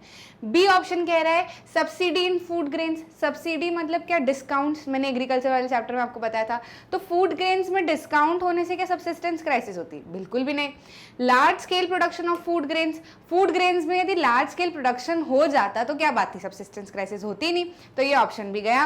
नन ऑफ द अबव तो कैसे टिक करेंगे जब हमको एग्जैक्ट मिल रहा है पूरा का पूरा सेम टू सेम। तो बिल्कुल हमारा ये जो इसका आंसर रहेगा वो ए रहेगा। एक बार ऑप्शन चेक कर लेते हैं, देखते हैं सही है कि नहीं। Option A is the right option. तो जो है वो पूरा हमने जो पढ़ा था वो बिल्कुल इसके अंदर आ गया एज इट इज, तो बिल्कुल प्रॉब्लम नहीं है। आई होप आप कंसेप्ट वीडियो अच्छे से देख कर आए हो। अब आ जाते हैं 29 वाला क्वेश्चन। ग्लूटीन वॉज क्या था ये जो शब्द है, क्या ये डॉक्टर गुलाटी जैसा जो ये शब्द दिख रहा है ये क्या था? तो इसी से इसको याद रखना हमेशा। ग्लूटीन, डॉक्टर गुलाटी, किसने इन्वेंट किया था? डॉक्टर गुलाटी ने। मतलब कुछ कुछ ऐसे रिजेंबल कर जाओगे ना, ऐसे कुछ हिंट मिल जाएगी तो हमेशा याद रहेगा। ठीक है, तो मतलब ऐसा मत सोचना कि डॉक्टर गुलाटी ने इन्वेंट किया था, उन्होंने नहीं किया था, पर एक याद रखने के लिए कि भैया कैसे याद रखे तो वैसे याद रह जाएगा। ठीक है, तो ऑप्शन ये क्या कह रहा है, हमको बताना है कि ये जो चीज़ है, ये जो नाम हम पढ़ रहे हैं ये है क्या एग्जैक्टली। ऑप्शन देख लेते हैं। ये एक ऐसा डिवाइस है जिसमें कि क्या है, दो पोल्स है। A device consisting of two poles and a blade with which a person was beheaded. Person की क्या कर दी जाती थी, मतलब ये ऑप्शन ऐसा कह रहा है कि ये एक ऐसा डिवाइस था जिसके अंदर क्या थी, दो पोल्स थी, ऐसे दो पोल्स थे और बीच में क्या थी, एक ब्लेड थी, और उसकी मदद से क्या किया जाता था, इंसान के को का जो सिर है वो धड़ से क्या कर दिया जाता था, अलग कर दिया जाता था। बीहेडेड का मतलब ये होता है। तो क्या ये ऐसा कोई सा डिवाइस था? हाँ बिल्कुल वैसे डिवाइस था। याद करो कंसेप्ट वीडियो में मैंने आपको इधर की साइड में पूरे 2 पिक्चर्स बताए थे, जिसके अंदर हमने विजुअलाइजेशन के थ्रू देखा था कि कैसे लेटाया गया था, ऊपर से ब्लेड दिख रही थी, रस्सी खींचते तो टुपुक करके ब्लेड जो है वो नीचे आती है और बिल्कुल गर्दन अलग। तो ये जो है वो बहुत रेलेवेंट हमको दिख रहा है, लेकिन बाकी ऑप्शंस भी हम हमेशा की तरह क्या करते हैं, चेक कर लेते हैं। बी ऑप्शन कह रहा है अ फाइन स्वॉर्ड। स्वॉर्ड तो ये नहीं थी। स्वॉर्ड मतलब क्या, तलवार। तलवार थी क्या? नहीं। तलवार से मारते थे क्या रॉबेस्पियर वाले टाइम पे? बिल्कुल भी नहीं, ऐसा नहीं था। A special noose to hang people. क्या ये एक नूज था जिसको मतलब हैंग करने के लिए यूज किया जाता था? मतलब ये कि अगर आपको कभी ऑप्शन में नूस का मतलब भी ना समझ में आए ना, तो ये कह रहे हैं कि लोगों को हैंग करने के लिए यूज किया जाता था। तो क्या रॉबेस्पियर गवर्नमेंट में मैंने आपको कभी पूरे चैप्टर में से बताया क्या कि उनको मारने के लिए उनको हैंग करते थे? बिल्कुल भी नहीं हैंग करते थे।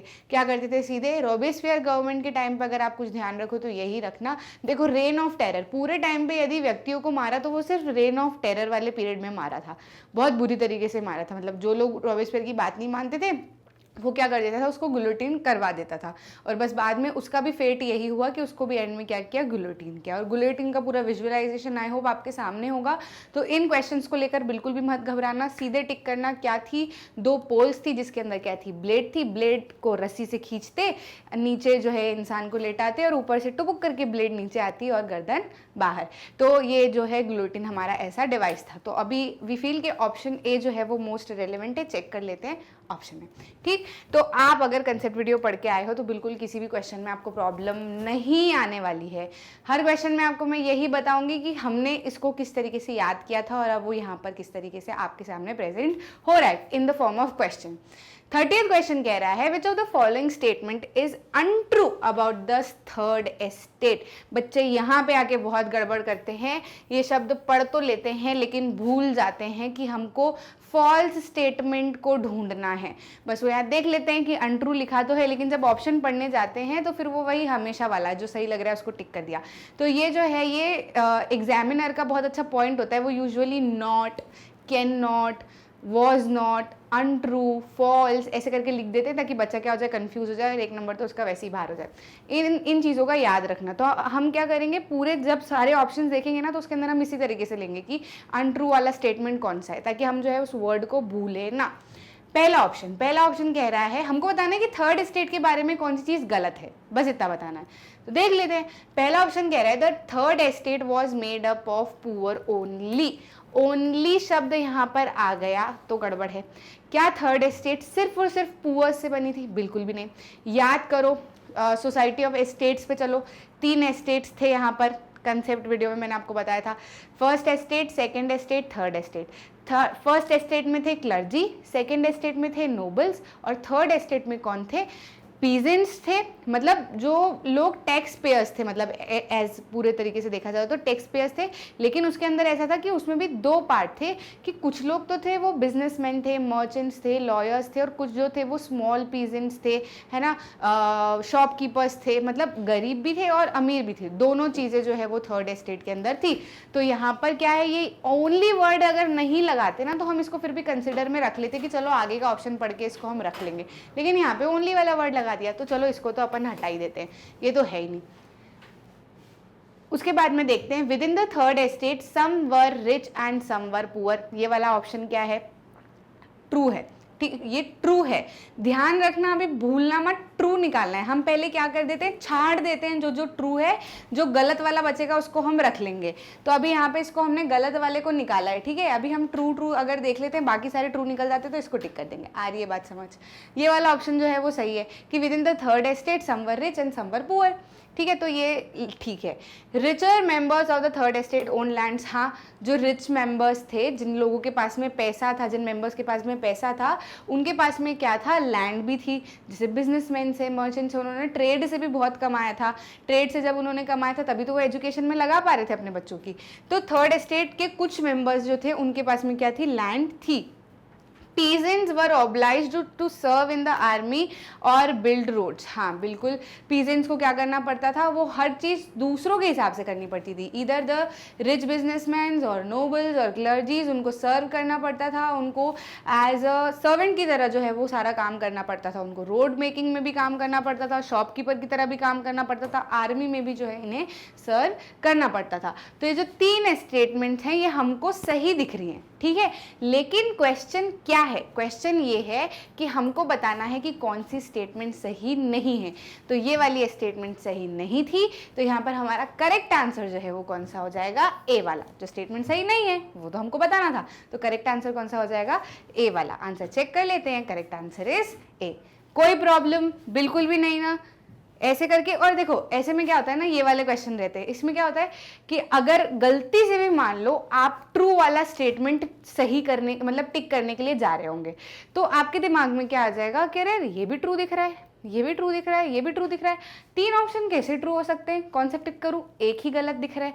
तो वो आपको वहां पर भी क्लिक हो जाएगा। तो थोड़ा सा जब आप टिक करो ना, ऑप्शंस को टिक करो या ऑप्शंस को पढ़ो, तो ऐसे अलर्ट मोड पे भी रहना कि यार ये 3 जो है ये तो सही वाले दिख रहे हैं, थर्ड स्टेट को लेके यही गलत दिख रहा है। फिर वापस क्वेश्चन पे जंप करोगे तो अनट्रू फिर क्लिक हो जाएगा कि अरे अनट्रू हमको निकालना था, तो यही वाला तो आंसर जो है वो हमारा सही होगा। आगे बात समझ।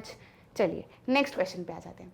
31 वाला क्वेश्चन क्या कह रहा है, the word leverage stands for, ये वर्ड जो है वो क्या दर्शाता है। क्या ये हमारा लिवर है, बिल्कुल भी नहीं। कैसे हो सकता है यार, लिवर की तो कहाँ बात करी, बायोलॉजी हम पढ़ रहे हैं क्या, बिल्कुल भी नहीं।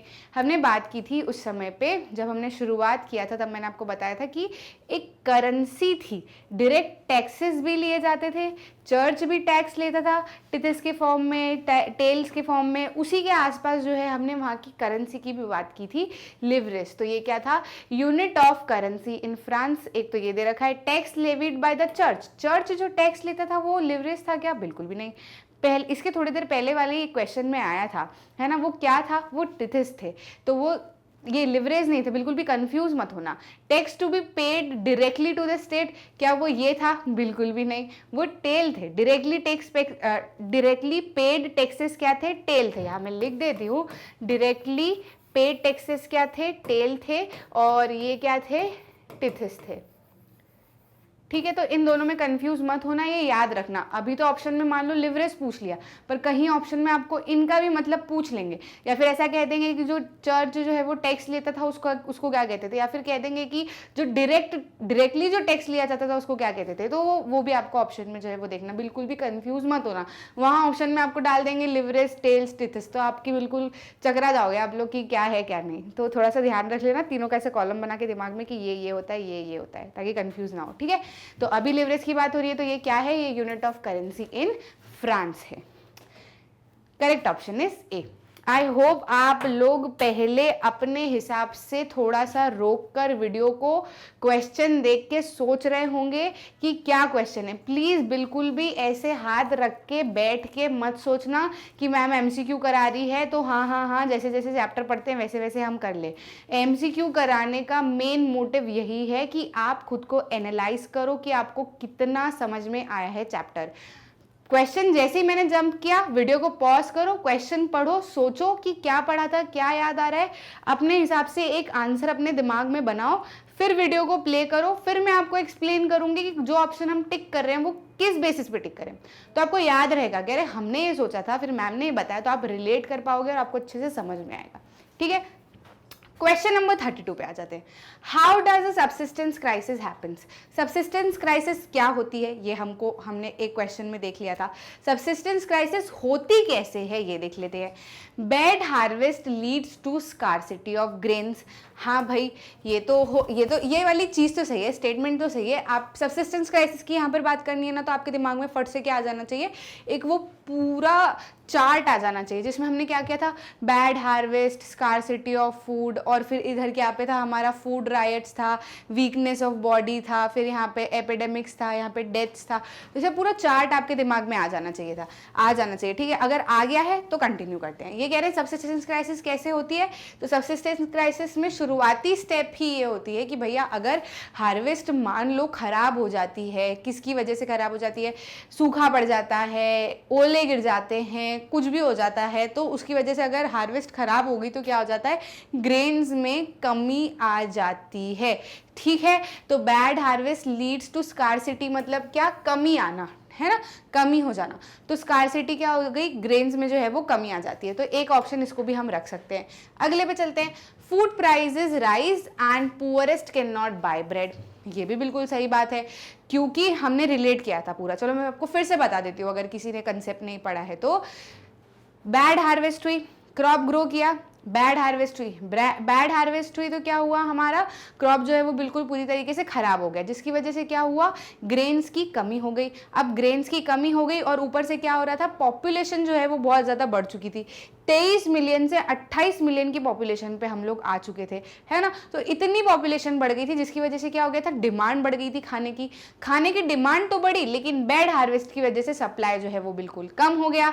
सप्लाई कम, प्रोडक्शन कम हो गया, तो प्रोडक्शन कम होने की वजह से क्या हो गया, सप्लाई कम हो गया। जब ऐसी सारी चीजें हुई तो उसमें क्या हुआ, लोगों को खाने के लिए ब्रेड नहीं मिल पा रही थी। अब जब कम चीजें हैं, खाने वाले लोग ज्यादा हैं, तो मैंने आपको पेंसिल का एग्जांपल दिया था कि 3 पेंसिलें मान लो और 10 लोग मेरे सामने खड़े हैं, कह रहे हैं मैम हमको पेंसिल चाहिए हमको लिखने के लिए। तो मैं बोलूंगी चलो ये 3 पेंसिल है, जिसको लग रहा है ले लो, जो मतलब पैसे दो और ले लो। तो एक बोलेगा मैम मैं 10 रुपये देता हूँ, दूसरा बोलेगा नहीं नहीं मैं 12 रुपये देता हूँ, तीसरा बोलेगा नहीं नहीं मैं तो 20 रुपये दे देता हूँ, अगला बोलेगा नहीं नहीं मैं तो 25 रुपये दे देता हूँ। तो जो भी एक मैक्स प्राइस होगा मैं बोलूँगी अच्छा चलो ठीक है, ऐसे में देखूंगी कौन कितना दे रहा है, क्या क्या दे रहा है, ऐसे करके जो मैक्सिमम प्राइस दे दिया। मान लो किसी ने ऐसे ही लड़ते भिड़ते कह दिया कि अरे मैं तो 50 रुपये दे दूंगा एक पेंसिल के, तो फिर वो पेंसिल किसके पास जाएगी, उस बंदे के पास। तो इससे क्या हुआ कि सप्लाई ये जो है ये कम था, लेने वाले लोग ज्यादा थे, सप्लाई कम था, लेने वाले लोग ज्यादा थे, तो इनकी कीमत बढ़ गई ना। कीमत बढ़ी कि नहीं बढ़ी पेंसिल की, 50 रुपये में 10 रुपये की पेंसिल 50 रुपये में बिकने लगी। तो आया समझ में कैसे डिमांड बढ़ जाने से, सप्लाई कम होने से सामान की प्राइस ज़्यादा हो जाती है। ये मैंने आपको कंसेप्ट वीडियो में पढ़ाया था। अगर कोई बात नहीं याद है तो इसको फिर से थोड़ा सा रिवाइज कर लो, क्योंकि एक normal day to day life के लिए भी ये बहुत इंपॉर्टेंट हिस्सा होता है चीज़ों को समझने के लिए। तो जाहिर सी बात है, हमने बोला कि कमी आ चुकी थी, तो क्या है, फूड ग्रेन्स जो है उसकी प्राइजेस जो है वो बहुत ज़्यादा बढ़ गई थी। कैसे बढ़ गई थी इसको भी मैंने आपको एक्सप्लेन कर दिया। और क्योंकि प्राइस बढ़ गई थी तो बेचारा वो 10 रुपए वाला तो यही बोलेगा ना कि मैं तो 10 में ही लूंगा। अब भले अमीर 50, 100, 1000 में खरीदे, उसको क्या कोई फर्क पड़ता है। गरीब तो नहीं खरीद पा रहा ना, क्योंकि उसके पास तो 10 ही रुपए। तो बस यही चीज, पुअरेस्ट जो है वो उसको नहीं खरीद पा रहे थे। Leads to weaker bodies, diseases, deaths and even food rights. यही तभी मैंने आपको जब बोला था कि चार्ट को याद करो, तो मैंने ये मेन पॉइंट्स आपको बताए थे कि उस चार्ट में क्या हो रहा था कि भैया जब खाने की कमी हो गई तो ऑब्वियस सी बात है कि लड़ाई होगी कि नहीं मेरे को लेना है, नहीं मेरे को लेना है, नहीं मेरे को लेना है, ये तो मेरा है, ये मेरे हिस्से का खा गया, ऐसे करके सारी चीज़ें होंगी। राइट्स मतलब क्या, दंगे होना, लड़ाई झगड़े होना मतलब, है ना। तो ये लड़ाई झगड़े जो है वो होंगे। अब लड़ाई झगड़े भी होंगे और खाने को भी नहीं मिल रहा, ऊपर से लड़ाई भी कर रहे हैं, एनर्जी भी जा रही है, तो बॉडी तो कमज़ोर होनी है। तो वीकर बॉडी हो गई, जिसकी वजह से क्या हुई, डिसीज़ हुई तो मौत हुई, और इसकी वजह से क्या हुआ, फूड राइट्स और ये सब जो भी है ये मैंने आपको बताया। तो अब हमारा तीनों दिख रहे हैं और आखिरी में option all of the above भी दिख रहा है, तो सीधे ऑल ऑफ द अबव को टिक करो और आगे बढ़ो। Answer is D. I hope आपको समझ में आ गया है। हर पॉइंट जो है वो मैंने आपको एक्सप्लेन कर दिए, फिर से रिवाइज करवा के। क्वेश्चन नंबर 33 कह रहा है what was estates general. Estates general क्या था, तो एस्टेट्स जनरल की बात पूरे चैप्टर में एक ही जगह पर हुई थी। कहाँ पर, कि लुइस 16 जो है वो क्या करना चाहते थे, टैक्स बढ़ाना चाहते थे, लेकिन वो खुद के दम पे अकेले टैक्स नहीं बढ़ा सकते थे। उनको क्या करना पड़ता था, उसके लिए एस्टेट जनरल की मीटिंग बुलानी पड़ती थी। एस्टेट जनरल क्या था तब भी बताया था, फिर से बता देती हूँ। Estate general is a political body. क्या थी, पॉलिटिकल बॉडी थी, जिसमें क्या होता था, तीनों एस्टेट्स के, फर्स्ट, सेकंड और थर्ड एस्टेट के रिप्रेजेंटेटिव्स आते थे। फिर वो मोनार्क के साथ में डिस्कस करते थे। मोनार्क कौन था, लुइस 16। तो उनके साथ में डिस्कस करते थे कि भैया टैक्स बढ़ाना है नहीं बढ़ाना है, वोटिंग होती थी, तो ये सारी चीज़ें होती थी। अभी बाकी आगे का काम नहीं है, यहाँ पे हमको यहीं फुल स्टॉप लगा दो, क्योंकि सिर्फ इतना पूछ रहे हैं कि एस्टेट जनरल आखिर है क्या। तो एस्टेट जनरल क्या, estate general post of army general है, नहीं। क्या ये पॉलिटिकल बॉडी है? हाँ, पहली लाइन तो मैंने ये बोली थी, क्या है ये? Political body. Head of the landed property है, head of all landed property है क्या? बिल्कुल भी नहीं। एडवाइजर ऑफ द किंग है क्या? नहीं, it is a political body. सीधा सच्चा एक answer. What is estate general? Estate general is a political body. Next question. The term old regime is usually used to describe. Old regime जो है वो किस चीज़ को डिस्क्राइब करने के लिए यूज़ किया था? तो ओल्ड रिजीम जो है वो हमने जब शुरुआत की थी ना फ्रेंच रिवॉल्यूशन की, तभी हमने शुरुआत में बात की थी कि कैसे वो जो बेस्टाइल फोर्ट को जब उन्होंने अफरा तफरी मचा दी थी, स्टॉर्म कर दिया था, उसके पहले जब की बात की थी कि भैया ये फ्रेंच रिवॉल्यूशन के पहले क्या क्या होता था, कैसी थी 18th सेंचुरी में फ्रांस कैसा था। तो उसकी जब हमने शुरुआत की थी ना, तभी हमने ये बोला था ओल्ड रिजीम। ओल्ड रिजीम मतलब हम कहीं ना कहीं एक पीरियड की बात कर रहे थे, एक टाइमलाइन की हम बात कर रहे थे। तो क्या ये it was France before 1000 BC था? नहीं, हमने 1789 के अराउंड इस चीज़ को पढ़ा था। So it is a society and institutions of France before 1789 AD। Institutions of France भी जो है इसके साथ में इंक्लूड होंगे, ये हमने वहाँ पर देखा था। तो what is an old regime? Old regime is Society and Institutions of France before 1789 AD. Correct answer is C. ठीक, अब टाइमलाइन तो ये याद रखनी पड़ेगी। फ्रेंच रिवॉल्यूशन तो आप 1789 ही याद रखो, 1789 फ्रेंच रिवॉल्यूशन, 1789 फ्रेंच रिवॉल्यूशन। अब ओल्ड रिजीम क्या था? 1789 के पहले की बात थी, तो दैट इज बिफोर, ऐसे याद रख लो। ठीक, next question. In the meeting of estate general the members of the third estate demanded. अब वो थर्ड एस्टेट की मीटिंग बुलाई थी। अभी एक क्वेश्चन के पहले वाले की हमने बात की कि एस्टेट जनरल की मीटिंग बुलानी पड़ी थी। अब एस्टेट जनरल की मीटिंग तो बुला ली, वहाँ से इसको वापस से कैच कर लेना, एक क्वेश्चन आ गया तो। एस्टेट जनरल की मीटिंग बुलाई। एस्टेट जनरल की मीटिंग लुईस 16 बुलाना नहीं चाहता था, क्योंकि लुईस 16 को ऐसा पता चला था कि जो थर्ड एस्टेट के लोग थे वो थोड़े से जागरूक हो गए थे, वो एजुकेशन ले रहे थे, उनको समझ में आ गया था कि हमारे साथ जो हो रहा है वो हो रहा है अत्याचार। तो अब हम बोलेंगे, अब हम चुप नहीं रहेंगे, हो जाने दो एस्टेट जनरल की मीटिंग, करते हैं किंग से जाके बात। तो ऐसी जो है वो प्लानिंग थर्ड एस्टेट वालों की चल रही थी। अब लुईस 16 चाहता नहीं था मीटिंग बुलाना, लेकिन उसको टैक्स भी बढ़ाना था, क्योंकि वो तो पूरी ट्रेजरी ऑलरेडी खाली कर चुका था। तो वो कैसे उस चीज़ को भरता? तो उसको जो है वो टैक्स का ठिकरा तो थर्ड एस्टेट वालों के ऊपर फोड़ नहीं था, तो थर्ड एस्टेट वालों को तो बुलाना ही पड़ता। एस्टेट जनरल की मीटिंग बुलाना उसकी एक मजबूरी थी। अब जब उसने बुला ली तो एस्टेट जनरल के थर्ड एस्टेट के जो लोग हैं वो कह रहे थे कि हम बात करेंगे, हम बताएंगे कि हम क्या चीज़ है, हमको जो है वो देख लेंगे अब हम किंग को। ऐसी जो इनकी प्लानिंग चल रही थी, मैंने आपको बताया था। तो उस प्लानिंग चल रही थी। फिर मीटिंग जब स्टार्ट हुई तो शुरुआत में ही एस्टेट जनरल मतलब थर्ड एस्टेट वालों ने जो है वो क्या डिमांड रखी, ये अपने को बताना है। तो ये सारे ऑप्शंस में से हम देख लेते हैं कि क्या डिमांड रखी।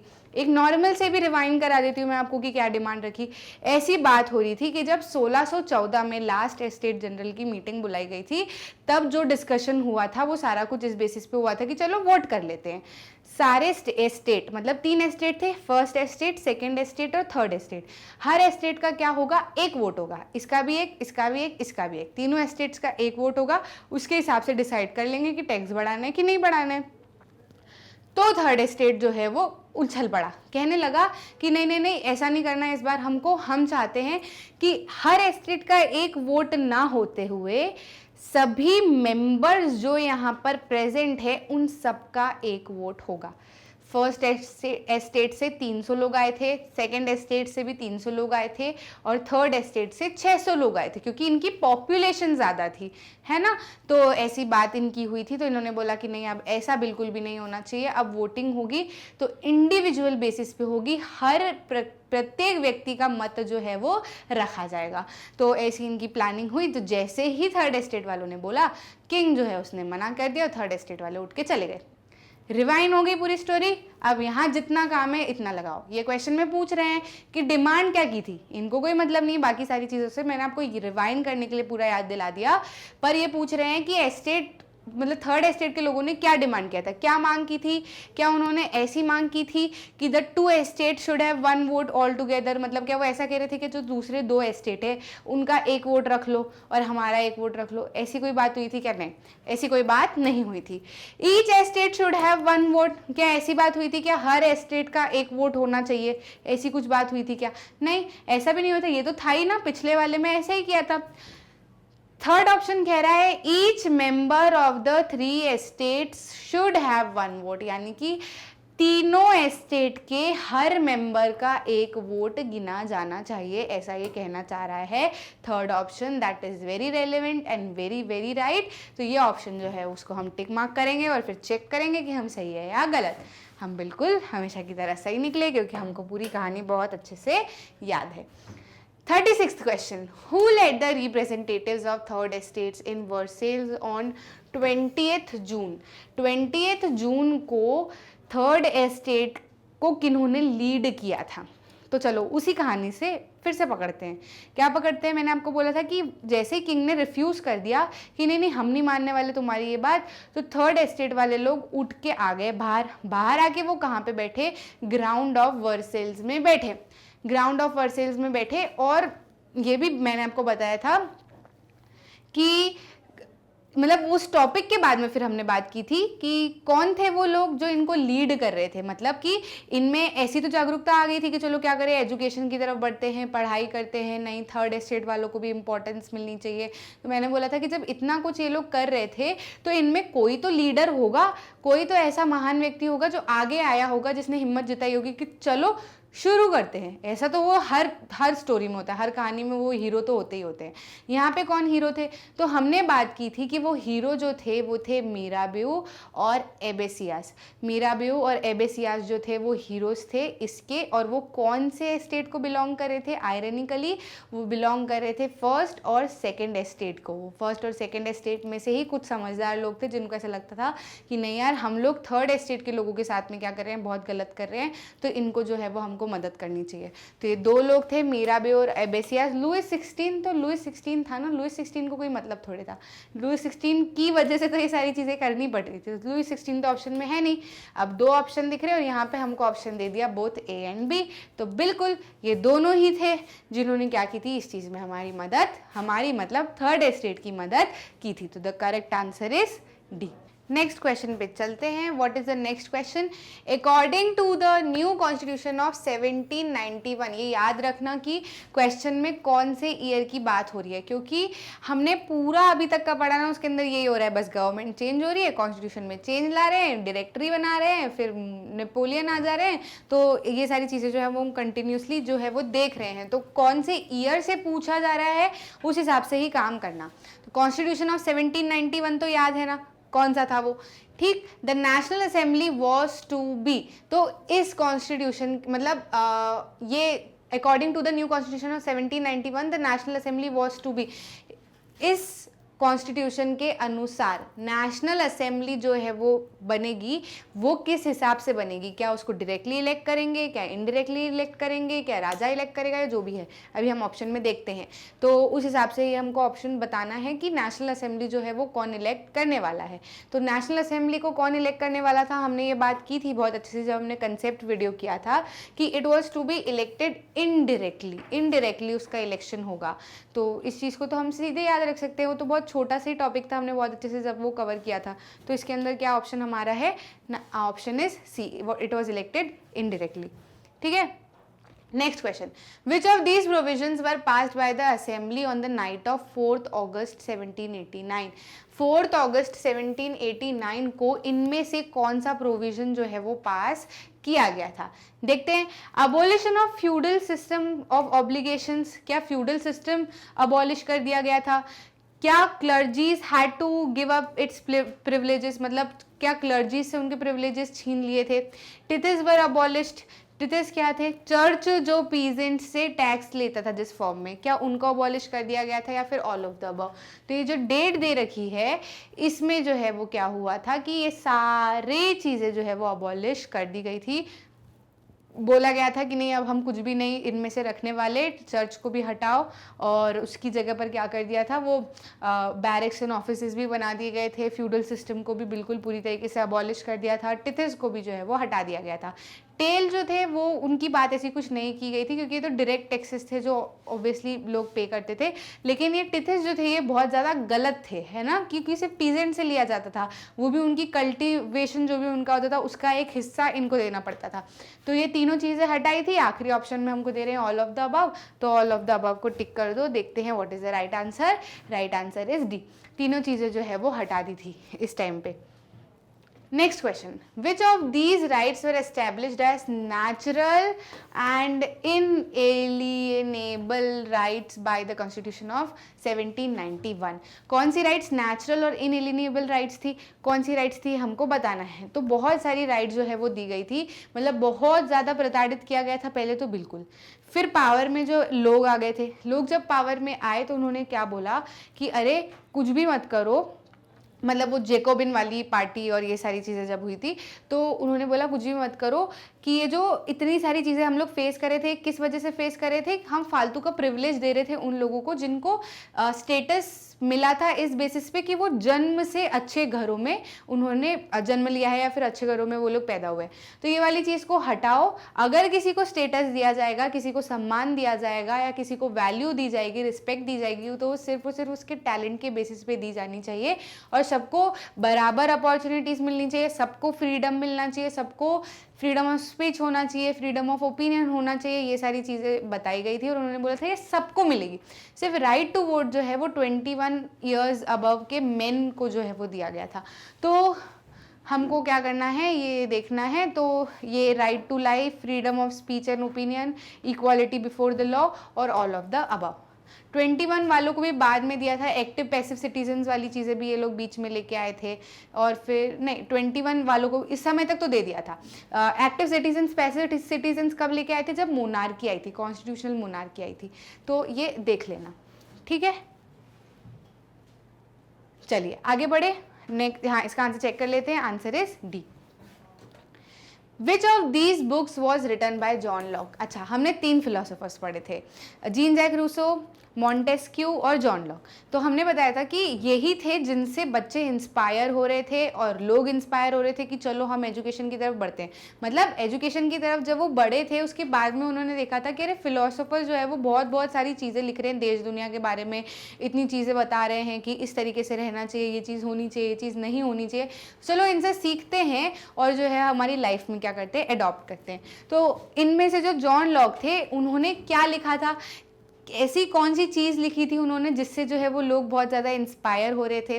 तो क्या वो स्पिरिट ऑफ लॉ था, क्या 2 ट्रीटीज़ ऑफ द गवर्नमेंट था, या फिर सोशल कॉन्ट्रैक्ट था, या फिर ऑल ऑफ द अबव था। तो जो जॉन लॉक ने लिखी थी वो कौन सी थी ये हमको बताना है।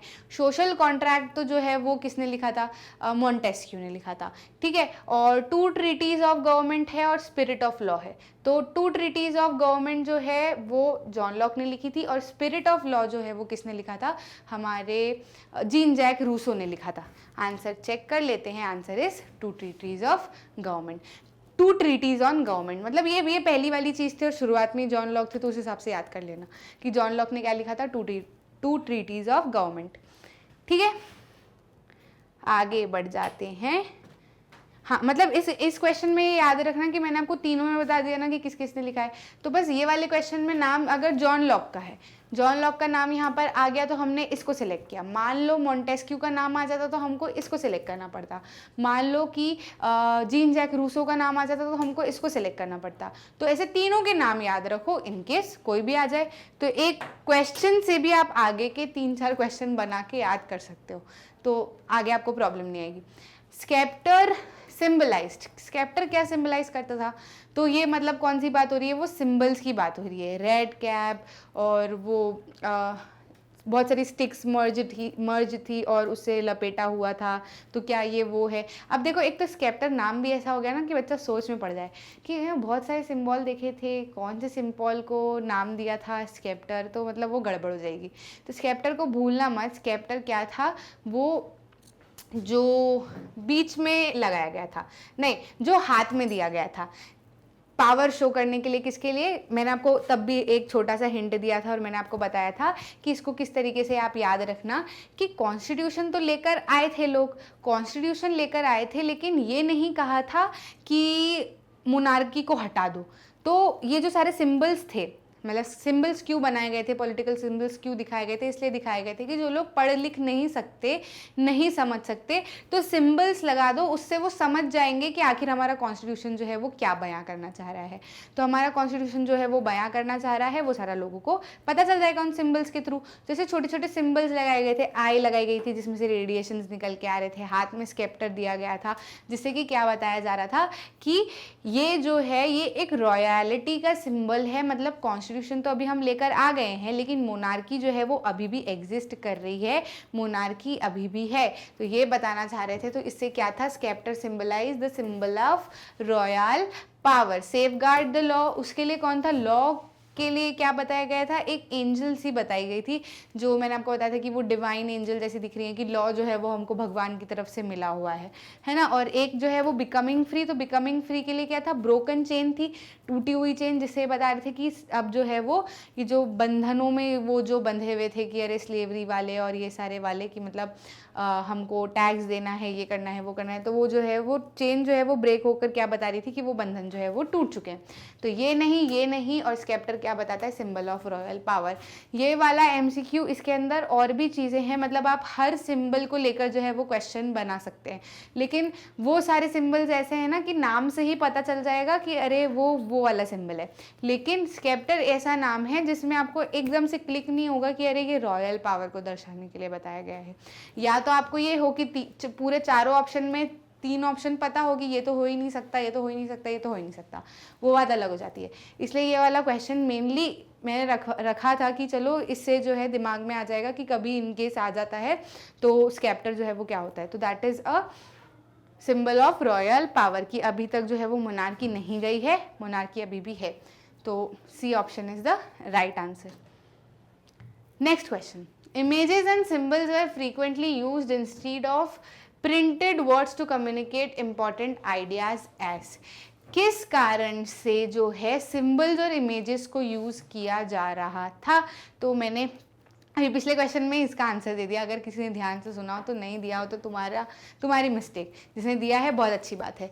तो सिंबल्स और इमेजेस को क्यों यूज़ कर रहे थे, सिंबल्स और इमेजेस को इसलिए यूज़ कर रहे थे ताकि जो लोग पढ़ लिख नहीं सकते वो कम से कम सिंबल्स को देख के तो समझ ले, क्योंकि पिक्टोरियल चीज़ें होती है ना, उसके लिए पढ़ा लिखा होना ज़रूरी नहीं होता, दिमाग में बैठ जाता है कि अरे ये है तो इसका मतलब ये होगा।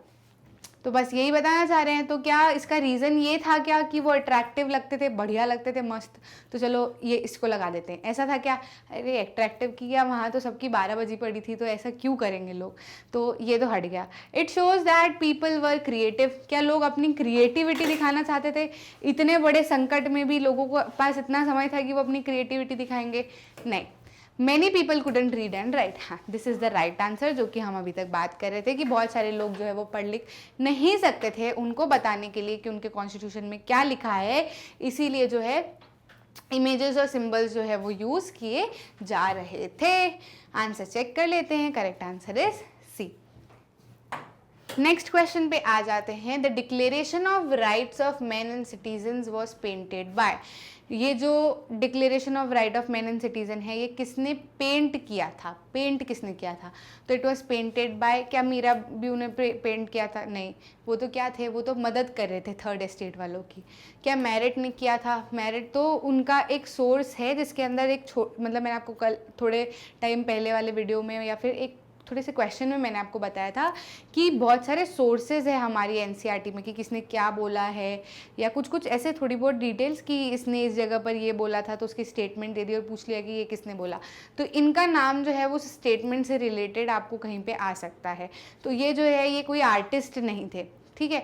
तो मैरिट तो है ये हट गए, मीराबेव हट गए, और ले बार्बियर जो है ये थे, ये तो वाकई में इन्होंने ही जो है वो पेंट किया था, ये मैंने आपको चैप्टर में भी बताया था। तो he painted the rights, the declaration of the rights of man and citizen. Correct answer is B. Next, whom did Louis XVI had secret negotiations with, किससे लुइस 16 अपनी सीक्रेट प्लानिंग कर रहा था? तो लुइस 16 जो है वो सीक्रेट प्लानिंग कर रहा था। अच्छा, पहले इसको याद रख लेते हैं इस चीज़ से कि लुइस 16 को सीक्रेट प्लानिंग करने की ज़रूरत क्यों पड़ी थी। लुइस 16 को सीक्रेट प्लानिंग करने की ज़रूरत इसलिए पड़ी थी क्योंकि लुइस 16 जो है वो अब घबरा चुका था। क्यों घबरा चुका था भाई? घबरा इसलिए चुका था कि एक तो उसने गलती की थी, उसके बाद में क्या कर रहे थे कि गलती की तो की, लोगों की ये और बड़ी गलती होगी कि उन्होंने ये बोला कि हम कॉन्स्टिट्यूशनल मोनार्की बना लेते हैं, हम किंग को अभी नहीं हटाते हैं, किंग को हम अभी भी जगह देते हैं, हम कहते हैं कि चलो आप रहो, बस हमको आपकी पावर लिमिट करनी है, हमको ये करवाना है कि आपको क्या करना है कि आप बस इतना कर लो कि कॉन्स्टिट्यूशन से कहीं ना कहीं बंधे हुए रहो, आप अपनी पावर का मिसयूज़ ना करो। तो ऐसे ही उन्होंने बात की थी लोगों ने। अब इस चीज़ को मतलब जितना दिया तो दिया, वो भी हजम नहीं हुआ ना किंग को। उसको ऐसा लगा कि यार अभी तक मैं काम कर रहा था तो मैं बिल्कुल फ्री होकर काम कर रहा था, अब मेरे को कॉन्स्टिट्यूशन के हिसाब से काम करना पड़ेगा। तो उसने स्ट्रैटेजिकली चलने की कोशिश की। उसने क्या सोचा कि यार अगर मेरे देश में ऐसा हो जाएगा तो आसपास वाले देश में भी लोग जो है वो रिवोल्ट तो करेंगे, तो फिर आसपास वाले देश के राजाओं की भी जो है दिक्कत हो जाएगी। तो क्यों ना ऐसा करें कि आसपास वाले देश के राजाओं को भी अपनी टीम में मिला ले। बोल देते हैं उनको कि अरे अगर हमारे यहाँ पे ऐसी चीज़ हो जाती है और अगर प्रजा मुझसे जीत जाती है तो आज नहीं तो कल तुम्हारे देश में भी यही स्थिति होनी है। एक से दूसरे को देखकर तो लोग सीखेंगे ही ना। तो ऐसी उसने प्लानिंग की। किसके साथ में प्लानिंग की? उसने प्लानिंग की थी ऑस्ट्रिया और प्रूशिया के किंग से, ठीक है। फिर उसके बाद ही कि मतलब इन लोग की प्लानिंग होगी, इन लोग ने हाँ कर दिया था कि चलो सही बात है, आप सही कह रहे हैं, अगर आपके यहाँ ऐसा हुआ तो फिर हमारे यहाँ भी ऐसा हो जाएगा, तो आप जो है वो आगे बढ़ो, इनके खिलाफ एक्शन लो, हम जो है वो आपका साथ देंगे। तो ये लोग साथ दे पाते, कुछ कर पाते, उसके पहले ही जनता जनार्दन ने क्या किया, इनके ऊपर अटैक कर दिया, ऑस्ट्रिया और प्रूशिया के ऊपर अटैक कर दिया सारे लोगों ने। तो जो है वो बड़ी दिक्कत हो गई। तो ये कहानी की तरह वैसे इसको याद रख सकते हो। whom did Louis XVI had secret negotiations with, किसके साथ में थी? एक तो ऑस्ट्रिया था और एक प्रूशिया था। तो यहाँ पे कौन दिख रहा है हमको? ऑस्ट्रिया तो दिख रहा है, प्रूशिया दिख रहा है क्या? नहीं। तो ऑस्ट्रिया भी टिक कर देते हैं हम, प्रूशिया इन्होंने ऑप्शन में नहीं डाला, पर प्रूशिया भी याद रखना, ऑस्ट्रिया और प्रूशिया दोनों में से एक नाम भी आ सकता है, दोनों भी आ सकते हैं, तो देख लो। ठीक, correct answer is A. Merciless was composed bye, किसने कंपोज किया था मर्सिलेस? मर्सिलेस क्या था? अब मैंने आपको बताया ना कि वॉर के लिए जा रहे थे, किसके अगेंस्ट? ऑस्ट्रिया और प्रूशिया के अगेंस्ट। तो बहुत लंबा रास्ता था, यहाँ से निकल के इनको कहाँ जाना था? पेरिस की तरफ जाना था। मतलब वो यहाँ से निकलते पेरिस की तरफ जाते, इधर से भी पेरिस की तरफ जाते, ऐसे करके फिर क्या करते, इधर ऑस्ट्रिया और प्रूशिया के ऊपर क्या करते? अटैक करते। तो जब ये पेरिस की तरफ जा रहे थे लोग, तो वो हर जगह से जा रहे थे, फ्रांस में बहुत दूर दूर तक का रास्ता था। तो जो लोग मर्सिलेस से निकले ना, तो क्या करते अब पूरे रास्ते पर? पहले तो ऐसा था नहीं कि फ्लाइट से सुई करके उड़े और लैंड कर गए, नहीं ना, उनको तो पैदल पैदल यात्रा करनी पड़ती थी। तो यात्रा करते समय क्या किया उन्होंने? एक व्यक्ति थे जिन्होंने क्या किया, मर्सिलेस को कंपोज किया, और उस मतलब एक सॉन्ग कंपोज किया, और फिर उसको नाम क्या दिया? मर्सिलेस नाम दिया, क्योंकि मर्सिलेस से निकले थे तो नाम मर्सिलेस दे दिया। तो बस यही है। इट वॉज कंपोज्ड बाय, किन्होंने कंपोज किया था? मैक्सिमिलियन रॉबिस्पियर ने किया था क्या? इन्होंने नहीं किया था। ला बेरबियर तो कौन थे? आर्टिस्ट थे, पेंट वो बनाया था उन्होंने, the declaration of rights of man and women, man and citizen, है ना। तो ये भी नहीं, नन ऑफ दिस। ये है रॉजर डी लिस्से।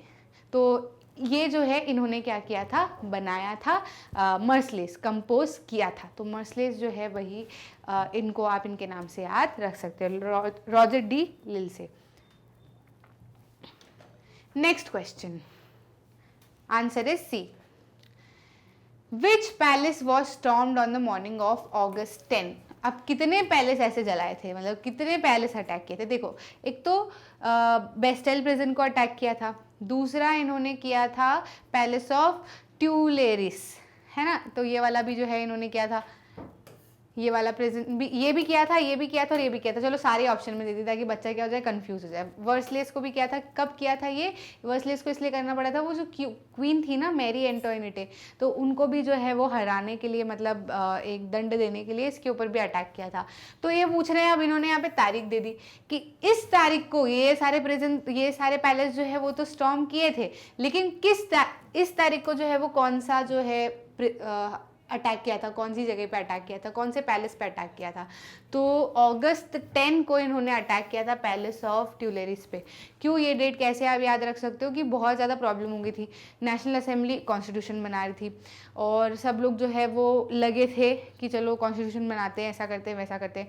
बाकी जो जनता थी उसको बड़ी परेशानी होती थी खाने पीने के लिए, सब्सिस्टेंस क्राइसिस के लिए। जनता जो है वो भड़क पड़ी और फिर उनको क्या लगा कि अरे नहीं अब तो बहुत हो गया है, क्या करो अब अटैक कर दो। तो यहाँ पर अटैक किया था और लुइस 16 को क्या कर दिया था, हॉस्टेज में रख लिया था, बहुत सेवरल आवर्स के लिए हॉस्टेज में रखा था और मतलब कि बंदी बना के फिर उसके बाद में तो उनको कन्विक्ट ही कर दिया था थोड़े टाइम बाद। तो यहाँ पर जो है उनको हॉस्टेज में रखा था और फिर रॉयल फैमिली को भी कैप्चर कर लिया था। तो इस तरीके से आप अगस्त 10 की डेट जो है वो याद रख सकते हो। ठीक है, correct answer is B. Next, when did women of France got right to vote? कौन से ईयर में वुमेन ऑफ फ्रांस की बहनों को, माताओं बहनों को क्या मिला था, राइट टू वोट मिला था। तो माताएं बहनें जो है वो बहुत मेहनत करी थी।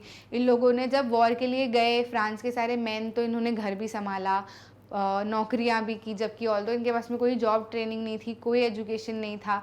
फिर उसके बाद में जो रिवॉल्यूशनरी गवर्नमेंट थी उन्होंने उनके लिए कुछ प्रोविजंस लेके आए, स्टेप्स लेके आए कि चलो आप अपने हिसाब से शादी कर सकते हो, अपने अगर आप चाहें तो डिवोर्स ले सकते हो, डिवोर्स को लीगलाइज कर दिया था, जॉब ट्रेनिंग देने लगे थे, एजुकेशन के लिए उन्होंने कंपलसरी कर दिया था for all girls, schooling compulsory कर दिया था। तो ये सारी चीज़ें तो आई थी औरतों के लिए, लेकिन राइट टू वोट फिर भी नहीं दिया गया था। तो औरतें चाहती थी कि उनको क्या मिले, पॉलिटिकल और मतलब पॉलिटिकल राइट्स मिले, किसकी तरह पे, मेन की तरह। जितने पॉलिटिकल राइट्स मेन को दिए गए वैसे पॉलिटिकल राइट्स हमें भी मिले। तो कब की बात कर रहे हैं हम फ्रेंच रिवॉल्यूशन की? 1789 के अराउंड। 1789 से मैंने आपको बताया था जब वुमेन रिवॉल्यूशन की हमने बात की थी कि 1789 से शुरू हुई थी औरतें अपनी लड़ाई लड़ना, और उसके बाद तक कब तक उनको जो है वो राइट टू वोट मिला, अराउंड 1946, मतलब जब इंडिया आज़ाद होने वाला था उसके अराउंड जो है उनको राइट टू वोट मिला। तो उनकी तो करीब 200 साल की जो है वो लड़ाई हो गई। तो women got right to vote in the year, women of France got right to vote in the year 1946। तो इस तरीके से आप याद रख सकते हो कि बहुत लंबा ड्यूरेशन था। ऐसे कुछ ऑप्शन मिल जाए तो दिमाग से ही हटा देना कि भाई 1789 में तो फ्रेंच रिवॉल्यूशन ही हुआ था, तो तब तो उनको मिला नहीं। मैम ने बताया था कि करीब 200 साल तक उनको जो है वो राइट टू वोट की लड़ाई लड़नी पड़ी थी। तो अराउंड आप 19 समथिंग जो है वो समझ सकते हैं। इतना याद रख लेना कि इंडिया के इंडिपेंडेंस के अराउंड वाली बात है। Correct answer is A. Next, during the slave trade French merchants sailed from. Slave trade के दौरान फ्रेंच मर्चेंट्स कहाँ से निकलते थे? मैंने आपको बताया था कि ऐसा स्लेव ट्रेड जो है वो ट्रायंगुलर था। कैसा था? ट्रायंगुलर था। फ्रांस से मर्चेंट्स निकलते, कहाँ जाते? निकल के वो लोग आते किधर? अफ्रीका आते, यहाँ से लेबरर्स को खरीदते, स्लेव को खरीदते चीफ्टेंस से, और फिर उनको शिप्स में बिठा के बिल्कुल टाइटली पैक करते बोरे जैसे, और फिर उनको क्या करते, मतलब बोरे में डाल के नहीं ले जाते थे, लेकिन एक तरीका बता रही हूँ कि जैसे हम लोग क्या करते हैं नॉर्मल पैकेजेस को पैक करते हैं ना, ऐसे इनको रस्सियों से बांध देते ताकि क्या करे, निकले ना। अब यहाँ पे था लंबा ओशन, करीब 3 महीने की वोएज थी। तो यहाँ पर से क्या करते, लेके जाते। ये कौन सी जगह है? ये अफ्रीका है, ये अपना फ्रांस की जगह है, ये अफ्रीका है, और यहाँ पे क्या है? कैरिबियन, अमेरिका वाला पार्ट। तो यहाँ पर कैरिबियन लेके आते और फिर यहाँ पर जो प्लांटेशन ओनर्स थे उनको इन स्लेव्स को बेच देते। फिर ये स्लेव्स क्या करते, यहाँ पर काम करते, दिन रात मेहनत करते, प्लांटेशन पे वर्क करते, और फिर यहाँ से टी, कॉफ़ी, शुगर और ये वापस से भेज देते किसको? फ्रांस को। तो ये जो फ्रांस है, ये पूछ रहा है क्वेश्चन कि ये जो यहाँ से निकल रहे हैं ना, तो इस जगह की नाम बताओ फ्रांस में। तो ये कौन सी जगह थी? क्या ये ऑस्ट्रिया था, क्या प्रूशिया था, क्या ये सारी जगह थी, या फिर पोर्ट्स ऑफ बोर्डेक्स एंड नैंटिस थे? तो ये क्या थी? ये नदी जैसे यहाँ से सेल करके जाते थे, तो जाहिर सी बात है पोर्ट तो होगा ही होगा। ऑस्ट्रिया प्रूशिया तो थोड़े से अंदर की तरफ आ जाते हैं ना, यहाँ के तो जमाई राजा थे हमारे लुइस 16, तो यहाँ से नहीं और यहाँ से भी नहीं था। Ports of Bordeaux and Nantes. और मैंने ये भी बताया था कि स्लेव ट्रेड की वजह से ये जो पोर्ट्स थे ये बहुत ज़्यादा क्या हो गए थे? फ्लरिश हो गए थे, मतलब बहुत ज़्यादा डेवलप हो चुके थे, बहुत पैसा यहाँ पर आने लगा था सिर्फ और सिर्फ स्लेव ट्रेड की वजह से। तो the correct answer is ports of Bordeaux and Nantes. Answer is A. ठीक है, कोई प्रॉब्लम? कंसेप्ट वीडियो में भी हमने किया था बहुत अच्छे से। Dash propose the division of power with in the government between the legislative, the executive and the judiciary. तो इनमें से कौन थे जिन्होंने प्रपोज किया था कि पावर जो है वो डिवाइड हो जानी चाहिए किस किस के बीच में, लेजिस्लेटिव, एग्जीक्यूटिव और जुडिशरी के बीच में। तो हमने बात की थी ये वाली चीज़ जो है वो लोग अपने इसमें लेकर भी आए थे कि जब मिडिल क्लास ने एजुकेशन की तरफ ध्यान देने लगे, फिर वो लोग फिलोसोफर्स से सीखने लगे। तो 3 फिलोसोफर्स की हमने बात की थी, मोंटेस्क्यू, जीन जैक रूसो और कौन थे हमारे, जॉन लॉक। तो जो मोंटेस्क्यू थे उन्होंने ये बोला था कि कुछ भी मत करो, ज़्यादा सारे लफड़ों में मत पड़ो, पावर्स को क्या करो, सबको सेपरेट कर दो और उनके हाथ में दे दो, ताकि क्या हो, एक जगह पे पावर ना हो और अलग अलग जगह पे पावर होगी, एक दूसरे का चेक भी रहेगा, तो परेशानी जो है वो रूल करने में ज़्यादा नहीं आएगी। तो किसने प्रपोज की थी ये वाली चीज़? ओल्ड रेजिम ने तो बिल्कुल भी नहीं की थी, कन्वेंशन ने भी नहीं की थी, ऑल ऑफ द अबव तो हो ही नहीं सकता क्योंकि ये दो तो हट गए। और बचे कौन? मोंटेस्क्यू। और मोंटेस्क्यू तो मैं बता भी रही हूँ, पर कभी भूल जाओ तो ऐसे ऑप्शंस को भी जो है आप कैंसिल आउट कर सकते हो। ओल्ड रिजीम ने क्यों नहीं की थी? ये दिमाग आपके दिमाग में मतलब ये सवाल आपके दिमाग में आ सकता है कि ओल्ड रिजीम ने क्यों नहीं की थी। अरे दिमाग लगाओ ना भाई कि ओल्ड रिजीम क्या था। ओल्ड रिजीम तो फ्रेंच रिवॉल्यूशन के पहले का हिस्सा था। तो पहले के हिस्से में ऐसी चीज़ें कहाँ हो सकती थी? अगर पहले के हिस्से में ऐसी चीज़ें होती तो फ्रेंच रिवॉल्यूशन करने की ज़रूरत पड़ती क्या? नहीं पड़ती ना, बिल्कुल भी। तो मोंटेस्क्यू ने ये किया था, ओल्ड रिजीम और कन्वेंशन ने ऐसा बिल्कुल भी नहीं किया था, मतलब प्रपोज नहीं किया था। ठीक है, ये आइडिया नहीं लेकर आए थे इनमें से कोई भी, आइडिया जो था ये मोंटेस्क्यू का था। नेक्स्ट क्वेश्चन, अरे नेक्स्ट क्वेश्चन क्या कह रहा है? Dash legislated to free all slaves in the French overseas possession. तो चलो वो वाले टॉपिक पे आ जाओ, अबॉलिशन ऑफ स्लेवरी पे। अबॉलिशन ऑफ स्लेवरी जब मैंने पूरा स्लेव ट्रेड पढ़ाया था उसके बाद में हमने हर एक हिस्से की बात की थी। ओल्ड रिजीम में स्लेवरी कैसा था, कन्वेंशन में स्लेवरी कैसा था, नेपोलियन के टाइम पे स्लेवरी कैसा था, नेशनल असेंबली के टाइम पे स्लेवरी कैसा था। तो हमने देखा था कि ओल्ड रिजीम, नेशनल असेंबली और नेपोलियन के टाइम पे स्लेवरी के नाम पे कुछ भी नहीं किया गया।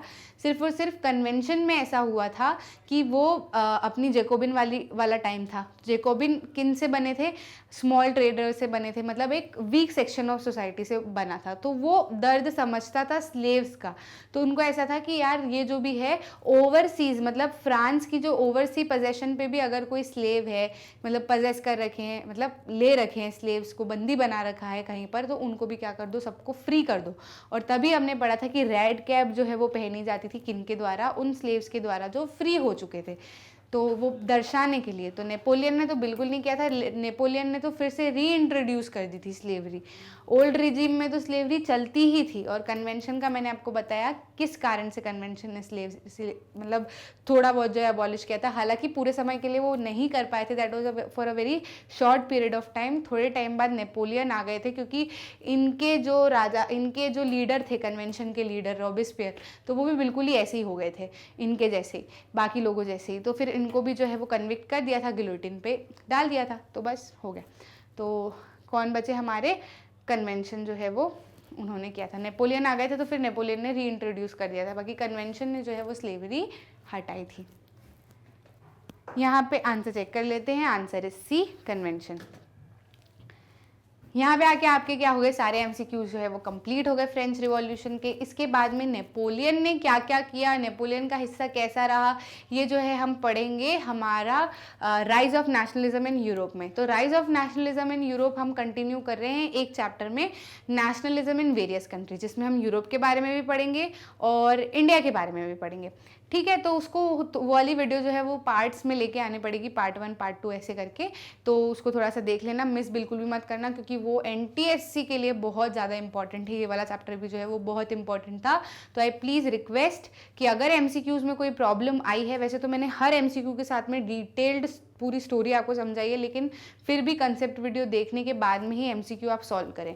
अगर वीडियोस नहीं मिल रहे हैं, कि यूट्यूब पे नहीं मिल रहे हैं, कहीं चले गए हैं, पीछे चले गए हैं, पता नहीं चल रहा, magnetbrains.com की हमारी वेबसाइट है, जिसके ऊपर 1st से लेकर 12th तक और एनटीएससी और भी बहुत सारी क्लासेस जो है वो सब अवेलेबल है। आप जो चाहें, जिसके ऊपर चाहें जाकर क्लिक कर सकते हैं। तो आपके लिए सारे कोर्सेज जो है वो बिल्कुल फ्री ऑफ कॉस्ट ओपन हो जाएंगे। मतलब ऐसा नहीं कि इन पे क्लिक करो और यहाँ पर एक टैब आ जाए कि subscription only for subscribed people, बिल्कुल भी नहीं, कुछ भी नहीं देना है आपको, हमसे सिर्फ नॉलेज ही नॉलेज लेना है।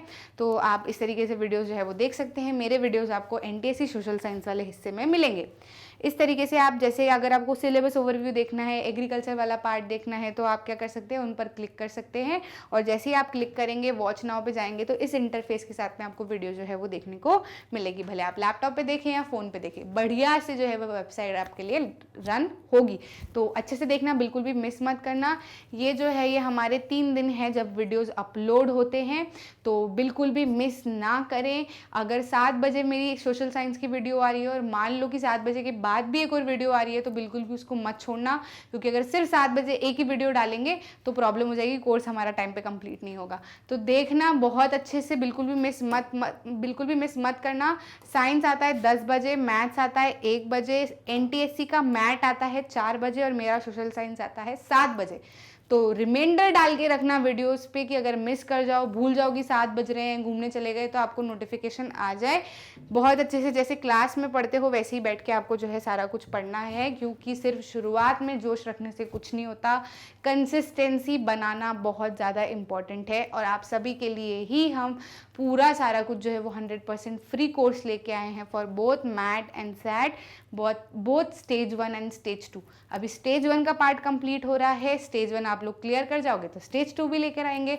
तो बहुत अच्छे से पढ़ाई करना कि स्टेज 1 तो एटलीस्ट जो है वो हमारी निकल ही जाए।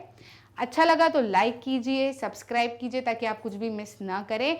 और अगर आपके कोई छोटे भाई बहन हैं, फ्रेंड्स हैं, जिसको आप चाहते हो कि अरे एनटीएससी करना चाहिए, प्रिपरेशन करना चाहिए, या नॉर्मल भी ये वाले, तो आपके बोर्ड्स और जो क्लासेस है उसमें भी आपको एमसीक्यूज और कंसेप्ट वीडियो काम आएंगे, तो बिल्कुल शेयर करें और अच्छे से देखें, रनिंग नोट्स बनाएं बढ़िया तरीके से।